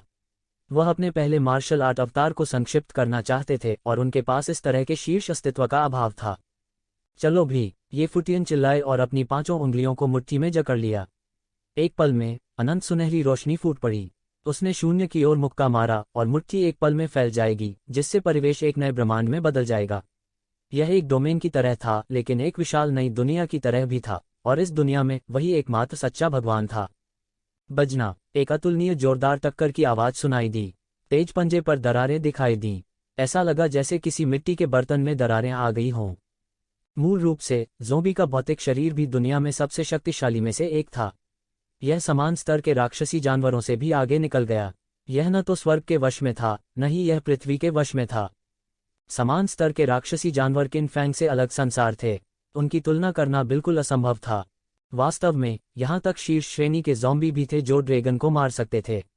पौराणिक गॉडली हॉ के बारे में किंवदंतियां भी थीं, जो कि ज़ॉम्बीज का एक प्रकार था या ज़ॉम्बीज के विकास का अंतिम रूप था। गॉडली हॉ का जन्म ड्रैगन के मांस को खाने के लिए हुआ था, जो वास्तव में भयानक था। हालांकि उसने कभी नहीं सोचा था कि एक शिवेन का भौतिक शरीर वास्तव में इतना अत्याचारी होगा। अजगर को मौके पर ही मारना उसके लिए कोई समस्या नहीं होगी। भले ही वे दोनों जीवन के गहन चरण के चरम पर थे, ये शिवेन की ताकत उससे कहीं अधिक अत्याचारी थी। गर्जन, एक अतुलनीय रूप से जोर से दहाड़ सुनाई दी और इस पहाड़ी जैसी लाश को अचानक दर्द हुआ। फिर यह तुरंत ही क्रूर हो गया और एक घायल जानवर की तरह हवा में चीरते हुए ये शिवेन की ओर झपटा। इसकी आंखें लाल हो गई थीं। लाशों का पहाड़ और खून का समुद्र। वह ज़ॉम्बी गर्जना कर रहा था और अचानक खून का एक अंतहीन समुद्र धीरे धीरे येशिवेन के पैरों के नीचे से उठ खड़ा हुआ। रक्त के इस अंतहीन समुद्र में अनगिनत लाशें डोल रही थीं। खून का यह समुद्र वास्तव में येशिवेन के शरीर को जेन क्यूई की रक्षा कर रहा था और धीरे धीरे उसे डुबो रहा था। यह उनका पंजा इरादा था। एक पल में ज़ॉम्बी का भूतिया पंजा सीधे नीचे गिर गया। यहाँ तक शून्य भी बिखर गया था, पूरी तरह से लाशों के पहाड़ों और खून के समुद्र की दुनिया में बदल गया था। येशिवेन तुरंत समझ गए कि यह ज़ॉम्बी जब जीवित था तो कोई साधारण व्यक्ति नहीं हो सकता था। वास्तव में यह एक क्षेत्र का एक बिजली घर हो सकता है, नहीं तो यह इतना भयानक न होता। हालांकि ज़ॉम्बीज़ के पास ऐसी ताकत थी जो समान स्तर और दायरे के मार्शल कलाकारों से कहीं अधिक थी, लेकिन सभी ज़ॉम्बीज़ इस स्तर तक खेती नहीं कर सकते थे। आमतौर पर जो व्यक्ति अपने पिछले जीवन में जितना मजबूत था, उसके लिए धरती को हिला देने वाले स्तर तक साधना करना उतना ही आसान होगा। यह अंधेरे के भगवान के भौतिक शरीर के भीतर आध्यात्मिक बुद्धि की तरह था। यदि उसे अंधेरे के भगवान के भौतिक शरीर पर पूरी तरह से कब्जा करने की अनुमति दी गई थी, तो वह एक गहन मृत्यु क्षेत्र विशेषज्ञ के बराबर होगा, भले ही वह किसी भी मार्शल आर्ट को नहीं जानता हो। यदि वह साधना करना जारी रखता है, तो वह स्वर्गीय क्लेश पर विजय पाने और अपने ताऊ को पुनഃस्थापित करने में सक्षम होगा। यहाँ तक उनके लिए लाश भगवान बनना भी संभव था। येशिवेन ने उपहास किया। उसे तनिक भी परवाह न थी। उसकी तुलना में जब उसने अभी अभी गहन जीवन क्षेत्र के शिखर पर कदम रखा था, उसकी ताकत कहीं अधिक अत्याचारी थी। उन्होंने तुरंत पंच के बाद पंच फेंके। मुट्ठी की छाया ने आकाश को भर दिया और लाशों के पहाड़ों और खून के समुद्र की इस दुनिया के माध्यम से सीधे विस्फोट कर दिया। बूम बूम बूम, पहाड़ी जैसी विशालकाय लाश लगातार पीछे हटती रही। उसके द्वारा उठाए गए हर कदम से दुनिया हिंसक रूप से हिलने लगी और एक तेज गर्जना सुनी जा सकती थी। उसकी आंखों में आश्चर्य का भाव कौंध गया। उन्होंने पहले से ही अपनी आध्यात्मिक बुद्धि विकसित करना शुरू कर दिया था। जब उन्होंने अपनी आध्यात्मिक बुद्धि विकसित कर ली, तो शारीरिक शक्ति के मामले में कोई भी उनका मुकाबला नहीं कर सका। उन्होंने धीरे धीरे अपने पिछले जीवन की यादें भी जगाई थीं और मार्शल आर्ट सीखना शुरू किया था। वह अत्याचारी ज़ॉम्बी से डरता नहीं था, लेकिन वह मार्शल आर्ट जानने वाले ज़ॉम्बी से डरता था। अभी वह मार्शल आर्ट में असाधारण उपलब्धियों के साथ एक ज़ॉम्बी था। हालांकि यह अफसोस की बात थी कि वह जिस व्यक्ति से मिला था, उसे एक सामान्य व्यक्ति के तर्क से नहीं आंका जा सकता था। हालांकि जिस बात ने उन्हें आश्चर्यचकित किया, वह यह थी कि इससे पहले कि वह पलटवार कर पाता, इस मानव के हमलों की अगली लहर वास्तव में एक छाया की तरह उसका पीछा करती थी। हुश, येशिवेन का पूरा शरीर हवा और बादलों की गड़गड़ाहट की तरह था। उसके पीछे अतुलनीय रूप से विशाल पंखों की एक जोड़ी फैल गई और सीधे हवा और गड़गड़ाहट की शक्ति के क्षेत्र को खोल दिया। आकाश में हवा और गड़गड़ाहट की शक्ति हवा और गरज की तेज तलवार में बदल गई। यह एक तूफान के रूप में अजेय भर में बह गया। सभी मरे हुए और खूंखार जीवों को मौके पर ही टुकड़ों में कुचल दिया गया। इससे भी अधिक भयावह बात यह थी कि ये जीवन की ताकत हर बार जब वह एक मरे हुए और क्रूर प्राणी को मारता था तो उसकी ताकत बढ़ जाती थी। उसने इन मरे हुए और क्रूर प्राणियों की शक्ति को आत्मसात कर लिया और इसे पूरी तरह से अपनी शक्ति में बदल दिया। इसलिए दूसरों के लिए इस तरह की सामूहिक लड़ाई में जितना अधिक वे लड़े उतने ही कमजोर हो गए। हालांकि येशिवेन के लिए यह एक संकेत था कि वह जितना अधिक लड़ता उतना ही मजबूत होता जाता था। इस पहाड़ी जैसी ज़ॉम्बी ने अपने शरीर को मरोड़ दिया और एक ऐसी गति के साथ जो इसके अतुलनीय विशाल शरीर के साथ पूरी तरह से असंगत थी, यह तुरंत येशिवेन की ओर झुक गई। इसने येशिवेन के हमले को नज़रअंदाज कर दिया और उसे मारने के लिए एक मुक्का मारा। यह पहले प्रहार करके और येशिवेन का सिर काटकर बढ़त हासिल करना चाहता था। इसे अपने शरीर पर बहुत भरोसा था। आज इस इंसान ने इसे पूरी तरह से नाराज कर दिया था। भले ही उसे कीमत चुकानी पड़े, वह इस आदमी को जाने नहीं देगी। बजना, जोर की दहाड़ सुनाई दी। यह अपनी खुली आंखों से देखने के अलावा और कुछ नहीं कर सकता था। इसका पृथ्वी बिखरने वाला हमला वास्तव में अवरुद्ध हो गया था। उसने देखा कि जीवन और मृत्यु का एक चित्र घूम रहा था और उसके हमले को पूरी तरह से रोक रहा था। जीवन और मृत्यु के ये न्यांग आरेख के कारण हुए विशाल परिणाम को भी पूरी तरह से आत्मसात कर लिया गया। यह क्या है? यह बड़बड़ाहट के अलावा मदद नहीं कर सका। अचानक यह प्रतिक्रिया हुई। अच्छा नहीं है। निश्चित रूप से उस समय जब वह अचंभे में था, उसके सामने एक अतुलनीय रूप से विशाल मुक्के ने तुरंत पार किया और उसके सिर पर वार किया। टकराना, उसका पूरा सिर अचानक तरबूज की तरह फट गया।